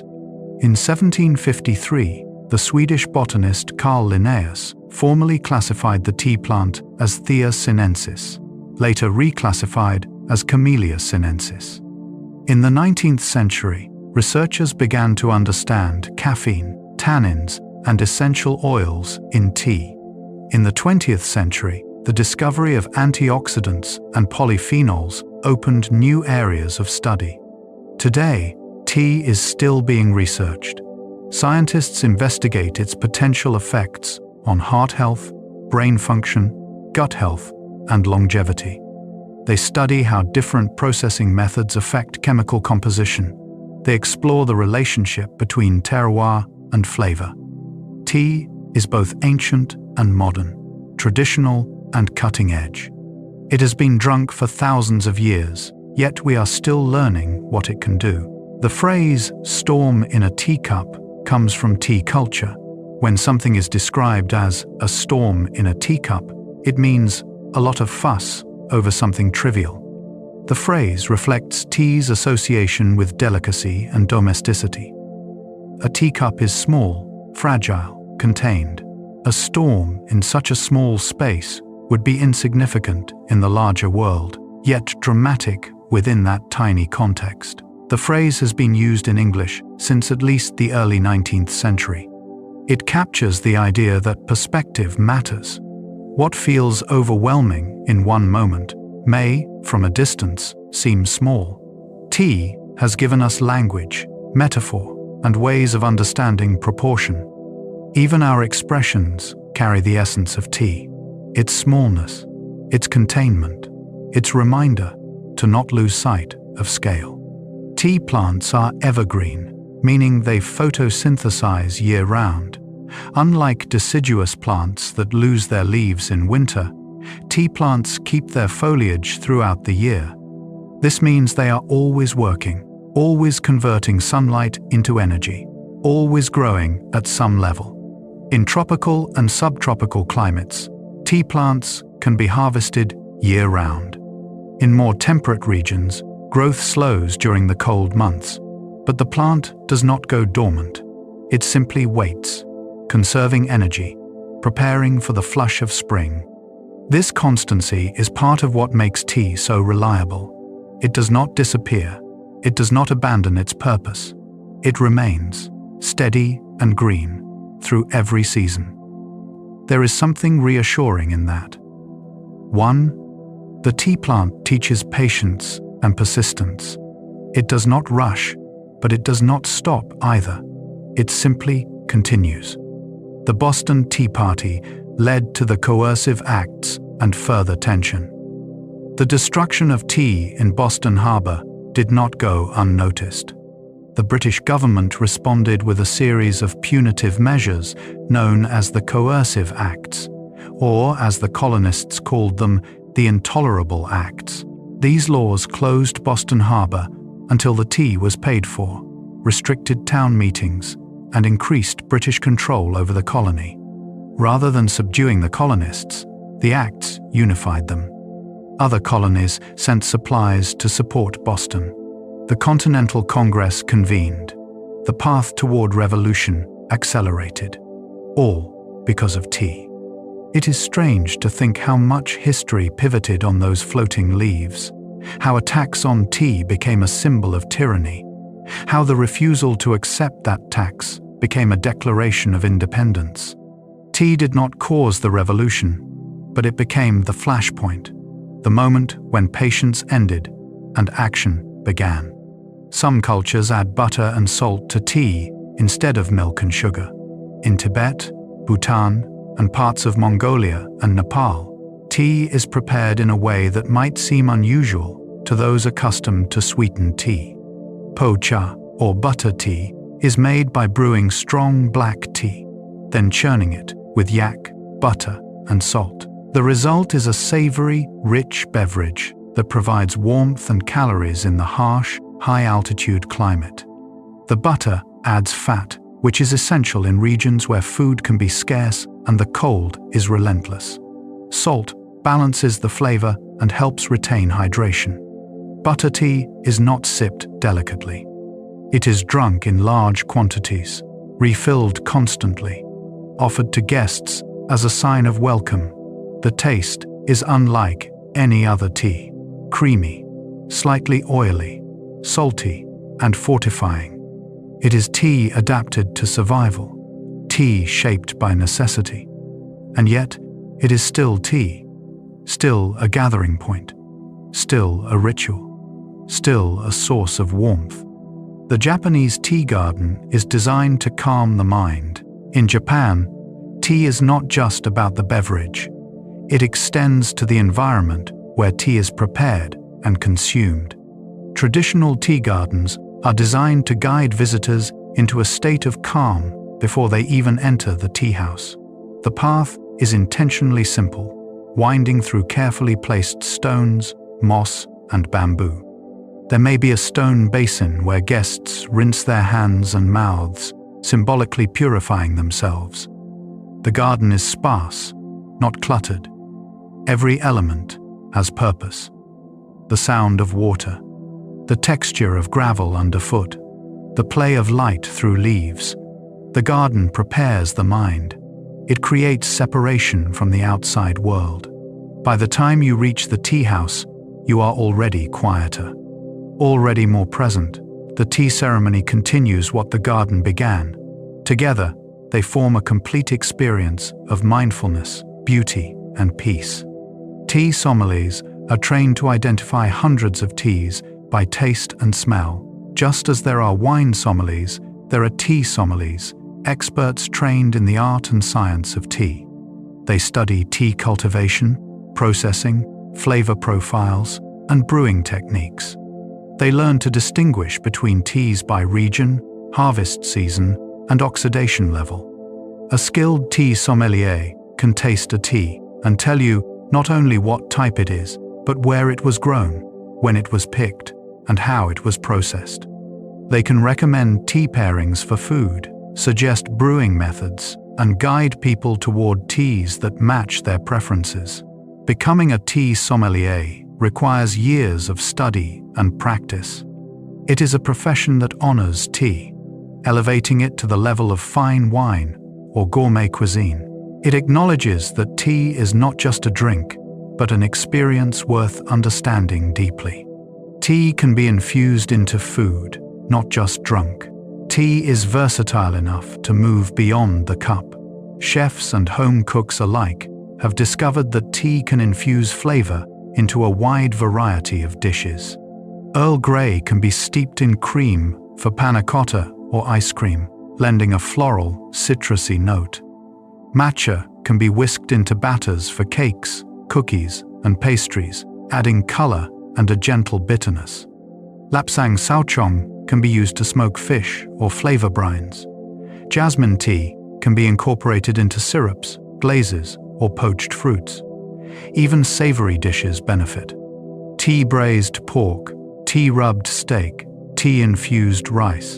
The tannins and aromatics in tea add complexity and depth. Cooking with tea is an extension of the same curiosity that led someone, thousands of years ago, to steep a leaf in hot water and taste it. It is experimentation. It is creativity. It is finding new ways to experience something familiar. White tea was once reserved for Chinese emperors. Centuries ago, white tea was so rare and prized that it was enjoyed only by royalty. The young buds, covered in fine white hairs, were hand-picked in early spring and processed with extreme care. The tea was so delicate that it could not withstand long journeys, so it remained within the imperial court. To drink white tea was to drink something precious, something almost sacred. Commoners would never taste it. Over time, as cultivation techniques improved and trade routes expanded, white tea became more accessible. Today, while still more expensive than many other teas, it can be found in tea shops around the world. But its history as an emperor's tea lingers. When you drink white tea, you are drinking something that was once beyond reach. You are tasting a luxury that was reserved for the most powerful. And now, it is yours. Available, ordinary and extraordinary at once. Green tea is often associated with longevity in Asian cultures. In China and Japan, green tea has long been regarded as a health tonic, believed to promote long life and vitality. Elderly people in regions with high green tea consumption, such as Okinawa in Japan, often attribute their longevity in part to their daily tea habit. While it is impossible to isolate tea as the sole factor, research does suggest that the antioxidants in green tea may support overall health. The catechins, particularly EGCG, have been studied for their potential anti-aging properties. But beyond the chemistry, there is something about the ritual of drinking tea that supports well-being. It encourages mindfulness. It creates regular pauses. It connects people to tradition and community.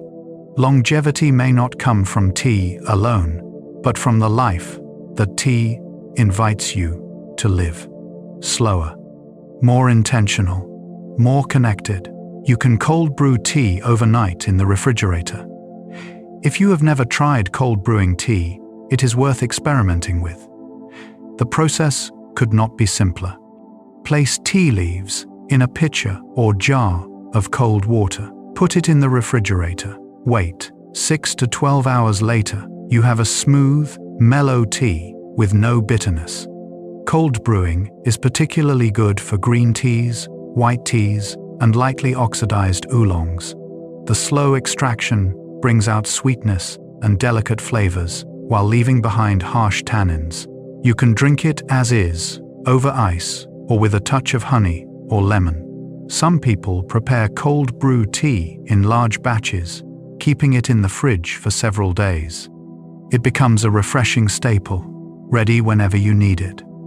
There is something peaceful about the process. You set it up before bed. While you sleep, the tea quietly steeps. In the morning, it is ready, patient, unhurried, waiting for you. Blooming teas are hand-tied bundles that unfurl into flowers. One of the most visually stunning forms of tea is the blooming tea, also called flowering tea or artisan tea. These are bundles of tea leaves hand-tied around dried flowers, such as jasmine, lily, or chrysanthemum. When steeped in hot water, the bundle slowly unfurls, revealing the flower inside. The transformation is mesmerizing. The tight ball loosens. The leaves spread. The flower emerges, suspended in the water like a tiny garden. Blooming teas are often served in glass teapots, so the display can be appreciated. They are as much art as they are beverage. The flavor is typically light and floral, but the experience is about more than taste. It is about wonder, about slowing down to watch something beautiful happen, about remembering that tea can surprise you. The pH level of tea can vary depending on the type. Tea is generally slightly acidic, with a pH ranging from about 4.9 to 5.5. Black tea tends to be more acidic than green tea. Herbal infusions vary widely depending on the plant. Hibiscus, for example, is quite acidic, giving it a tart, cranberry-like flavor. Chamomile is more neutral. The acidity in tea comes primarily from the tannins and organic acids present in the leaves. For most people, this acidity is not a concern. But for those with sensitive stomachs or acid reflux, it may be something to consider. Adding milk to tea can reduce its acidity, as the proteins in milk buffer the acids. Drinking tea with food, rather than on an empty stomach, can also help. Tea is gentle, but like anything, it interacts with your body in unique ways. Paying attention to how it makes you feel is always wise. Tea can be a companion in grief. When words fail, tea speaks. In times of loss, sorrow, or hardship, tea offers something steady. It does not try to fix anything. It does not make promises. It simply sits with you. In many cultures, offering tea to someone who is grieving is a quiet gesture of care. It says, "I see you. I am here. You do not have to talk." The warmth of the cup is a small comfort when everything else feels cold.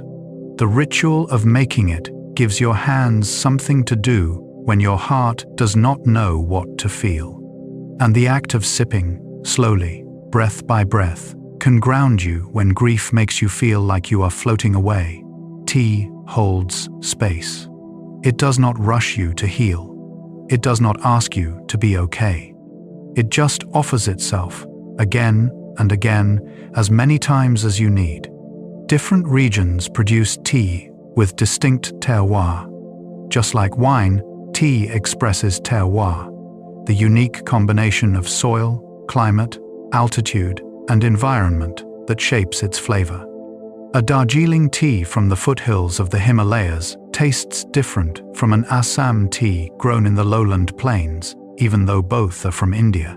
A Longjing green tea from the lakes of Hangzhou has a different character than a Biluochun from Jiangsu. Altitude affects flavor. High-grown teas tend to be more complex and aromatic. Soil composition influences the minerals the plant absorbs. Rainfall patterns affect growth rates. Even the time of day the tea is picked can matter. Morning-picked teas may have more dew, affecting moisture content. Terroir is why tea is not generic. It is not just green or black. It is a reflection of a place. When you drink tea, you are tasting a landscape. You are tasting weather patterns, microclimates, and geology. You are tasting somewhere far away, brought close. Tea bags were not always made of paper. The first tea bags, created by Thomas Sullivan, were made of silk. Later, manufacturers switched to gauze, then to paper. Modern tea bags are typically made from filter paper, a blend of wood pulp and other plant fibers. Some premium tea bags use nylon or other synthetic materials, which are heat-resistant and allow more room for the leaves to expand. In recent years, there has been concern about microplastics in some tea bags, leading to increased demand for plastic-free, biodegradable options. Some companies now use plant-based materials, like cornstarch or abaca, a type of banana fiber.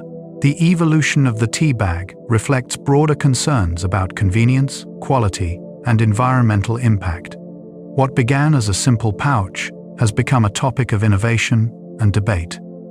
Even something as small as a tea bag carries history, chemistry, and values. Tea plants are pollinated by insects, though most commercial tea is propagated vegetatively. In the wild, tea plants produce small white flowers with a sweet fragrance. These flowers are pollinated by bees, beetles, and other insects, eventually producing seeds. However, most commercial tea plantations do not rely on seeds for propagation. Instead, they use cuttings to ensure consistency.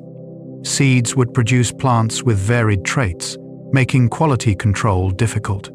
Cuttings, taken from parent plants with desirable characteristics, guarantee that each new plant will be nearly identical. Still, tea flowers are important. They produce seeds that can be used for breeding new varieties. They also produce tea seed oil, which is used in cooking and cosmetics. The flowers themselves are sometimes dried and used in herbal blends. Even in a crop that is cloned for consistency, the flower reminds us that tea is still a living plant, still capable of reproducing, still wild at its core. Drinking tea can be a form of meditation. Meditation does not require sitting in silence on a cushion.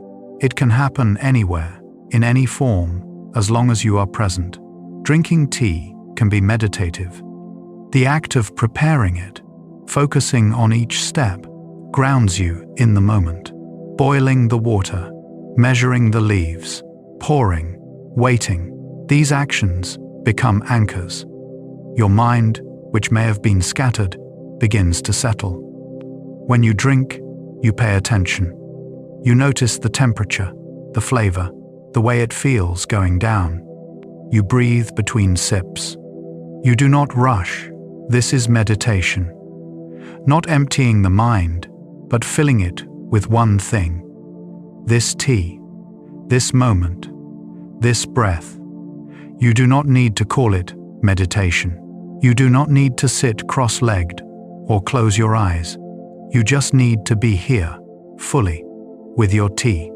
Some teas are aged in caves for optimal flavor development. Certain pu'er teas and aged oolongs are stored in caves where the temperature and humidity remain stable year-round. The darkness, the cool air, the natural moisture all contribute to the aging process. The tea matures slowly, developing depth and complexity. Caves have been used for aging food and drink for centuries. Cheese, wine, and now tea. The environment matters. Too much humidity, and the tea can mold. Too little, and it dries out. The cave provides balance. Some tea enthusiasts build climate-controlled storage spaces to mimic these conditions. Others trust traditional methods, storing tea in clay jars or wrapped in bamboo leaves, placed in cellars or sheds. Aging tea is an act of patience. You cannot force it. You cannot rush it. You simply provide the right conditions and wait, sometimes for years. And when the time is right, the tea reveals what it has become. There are professional tea tasters who do not swallow the tea. In the tea industry, professional tasters evaluate hundreds of teas each day.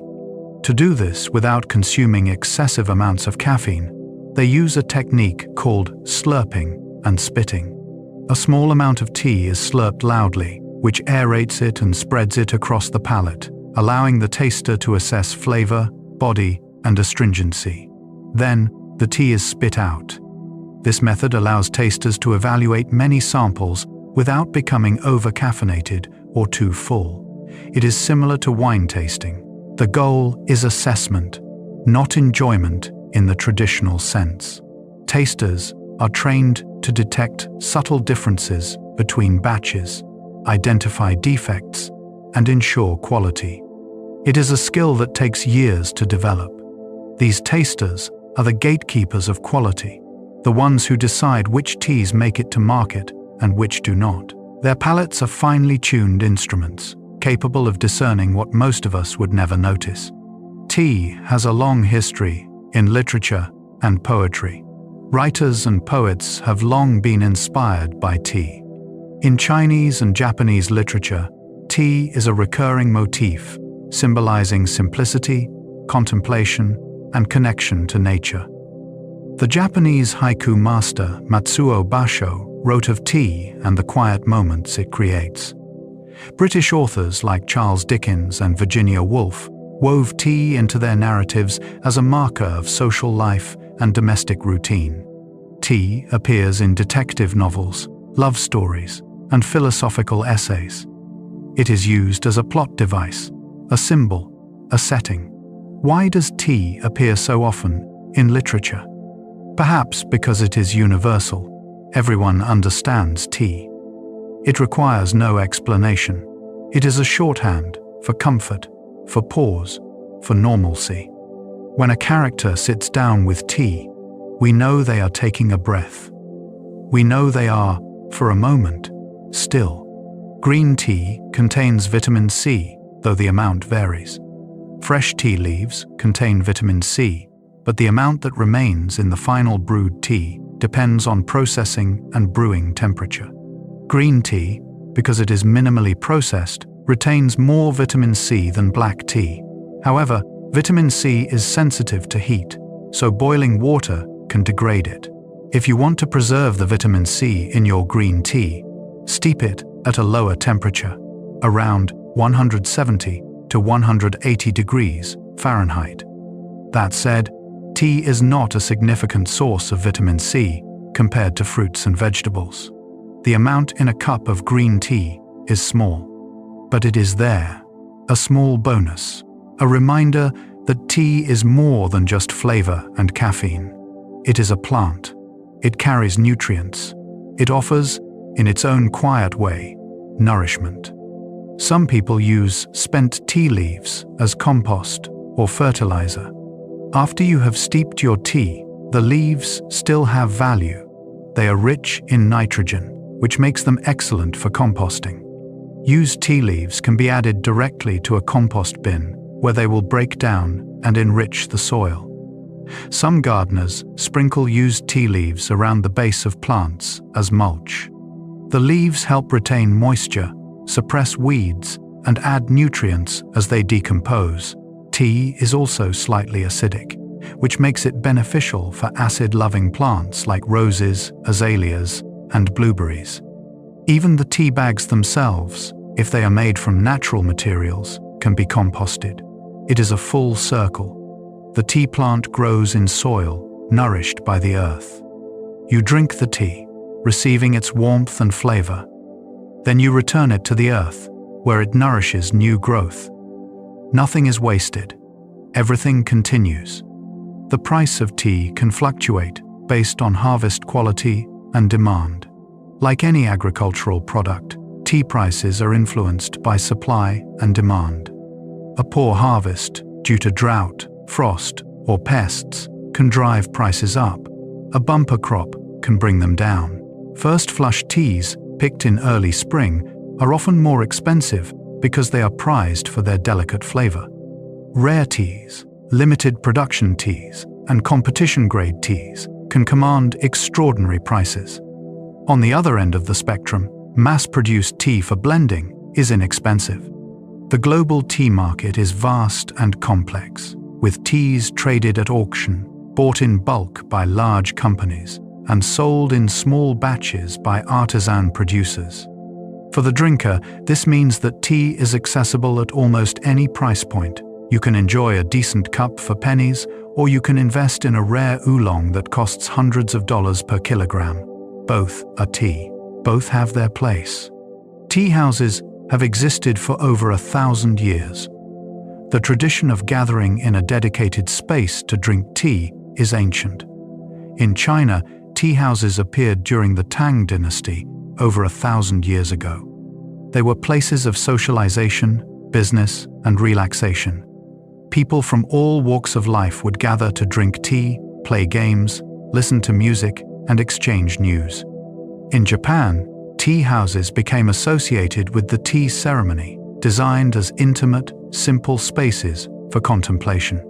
In Britain, tea rooms became popular in the 19th and 20th centuries, offering a respectable place for women to meet outside the home.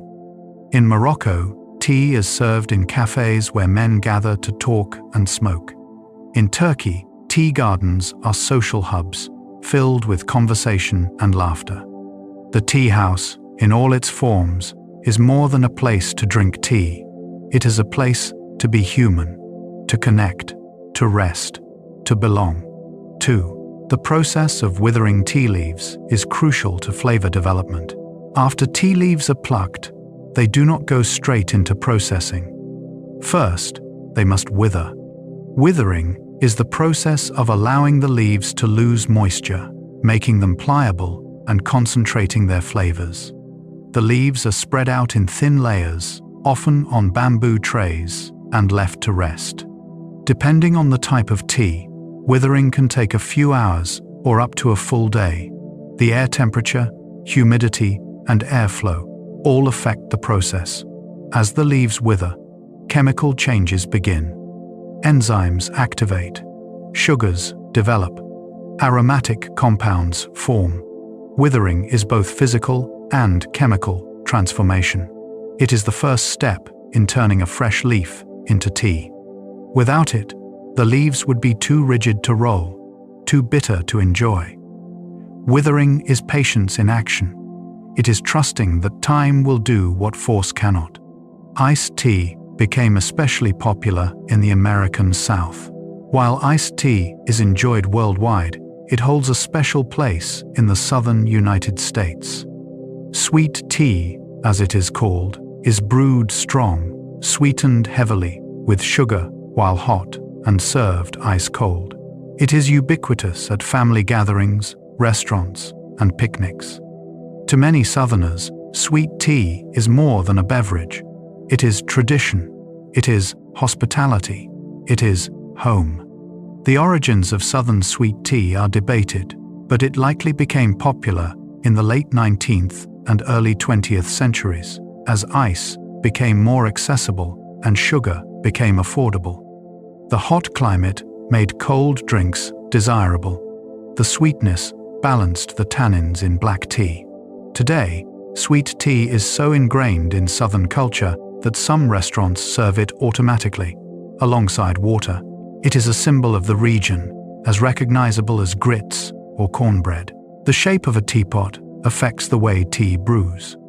Teapots come in many shapes and sizes, and these are not just aesthetic choices. The shape affects how the tea leaves move, how heat is distributed, and how the flavors develop. A round teapot allows leaves to circulate freely, which is ideal for teas that expand significantly, like oolongs or white teas. A tall, narrow teapot retains heat well, which is good for black tea. A flat, wide teapot allows for more surface area, which can speed up cooling, useful if you want to drink your tea quickly.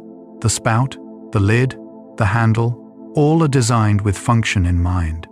Traditional Chinese yixing teapots, made from porous clay, are unglazed and absorb the flavors of the tea brewed in them. Over time, the pot becomes seasoned, enhancing future brews. A well-loved teapot is a tool, a companion, and a repository of memory. Some people believe tea tastes better when brewed in ceramic or glass. The material of your teapot or cup can influence the flavor of your tea. Ceramic and porcelain are inert, meaning they do not react with the tea or absorb its flavors. This allows the tea to express itself purely.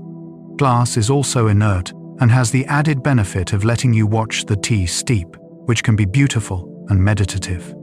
Metal teapots, especially those made of cast iron with an enamel interior, are excellent at retaining heat, though uncoated metal can sometimes impart a metallic taste. Plastic and certain low-quality materials can leach flavors or chemicals, especially when exposed to hot water. Many tea purists prefer ceramic or glass for this reason, but ultimately, the best vessel is the one you enjoy using.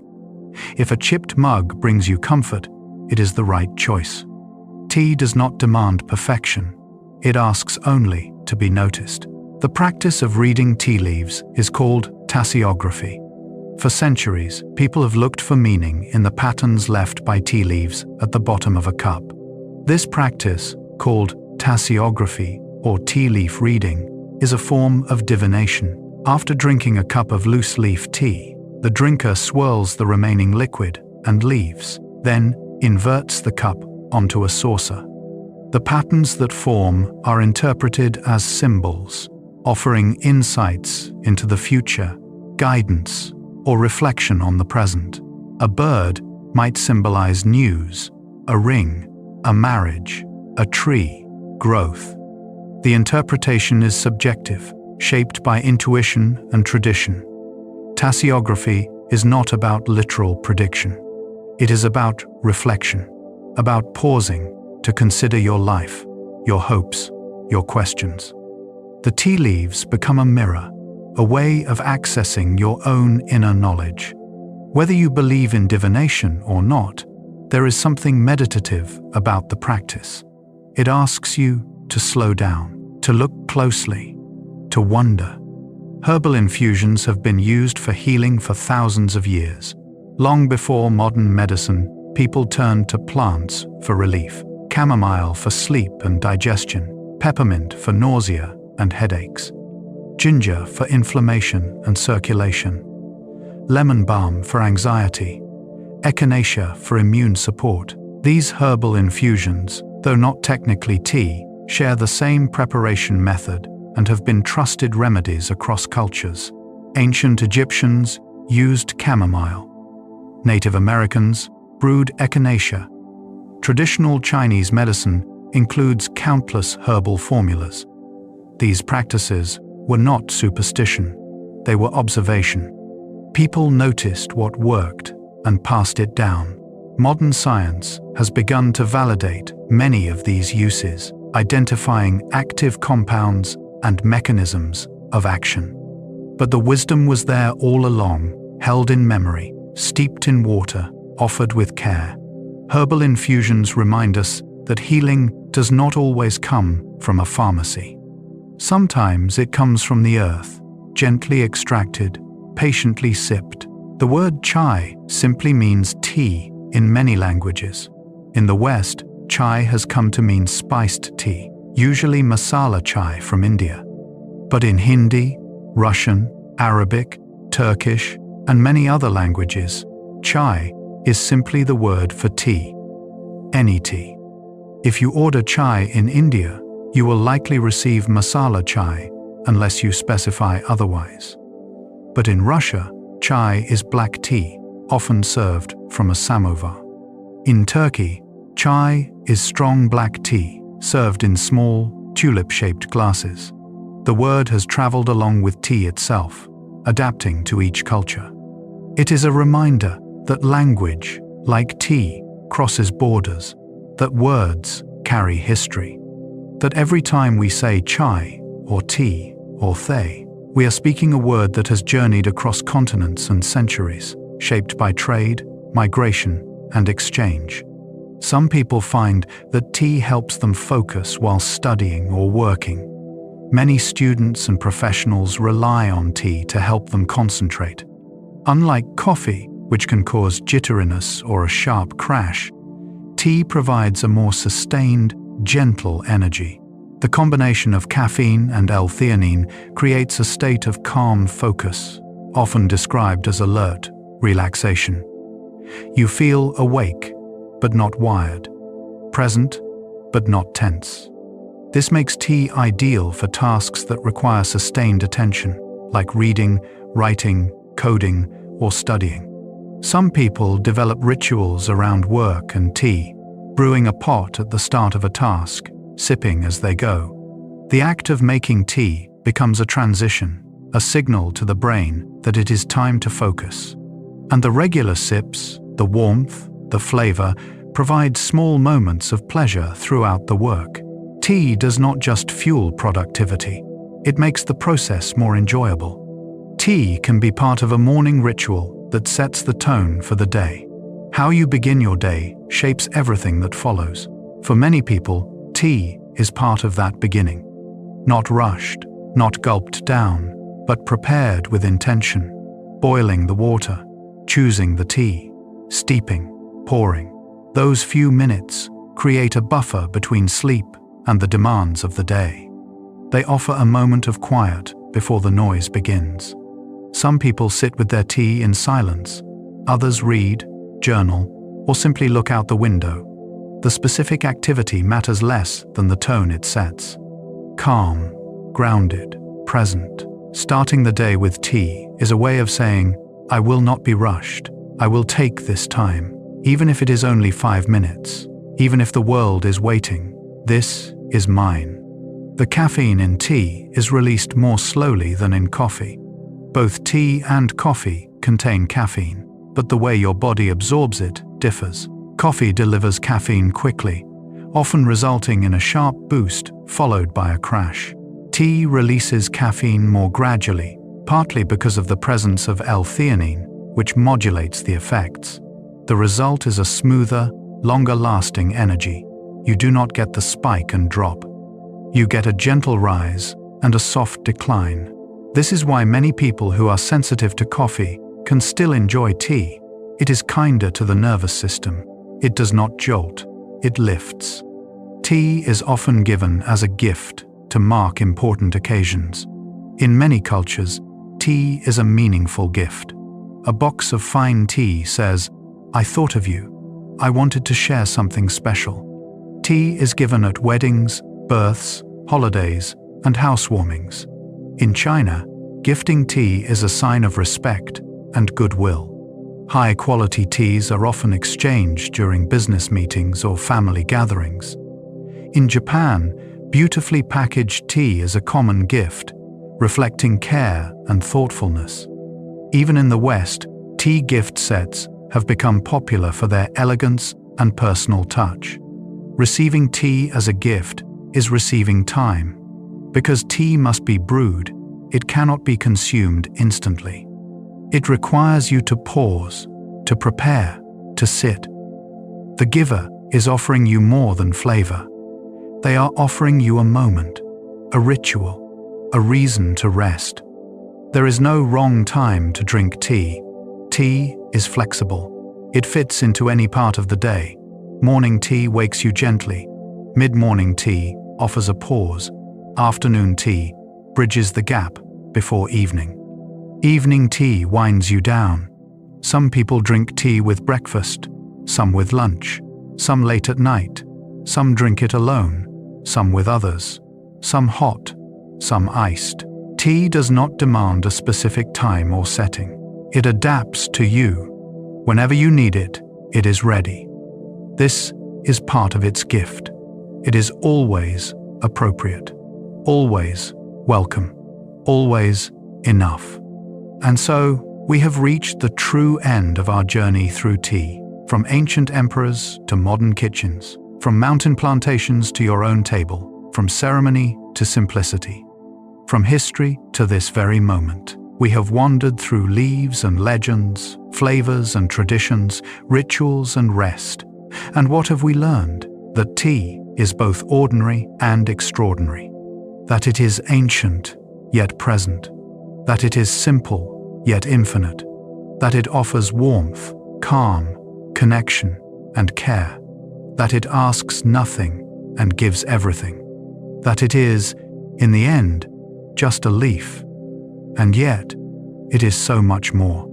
As you lie here now, let the story of tea settle over you like a soft blanket. Let it become part of your rest. See the mist rising over tea fields. Smell the fragrance of jasmine blossoms. Hear the pour of hot water. Feel the warmth of a cup in your hands. And then, gently, let it all go. Let the images fade. Let the words dissolve. Let the warmth remain, soft and steady as you drift. There is nothing left to do, nothing left to hold, only sleep, waiting patiently, like tea steeping in the dark. Close your eyes, breathe deeply. Let yourself fall softly, gently, into rest, into stillness.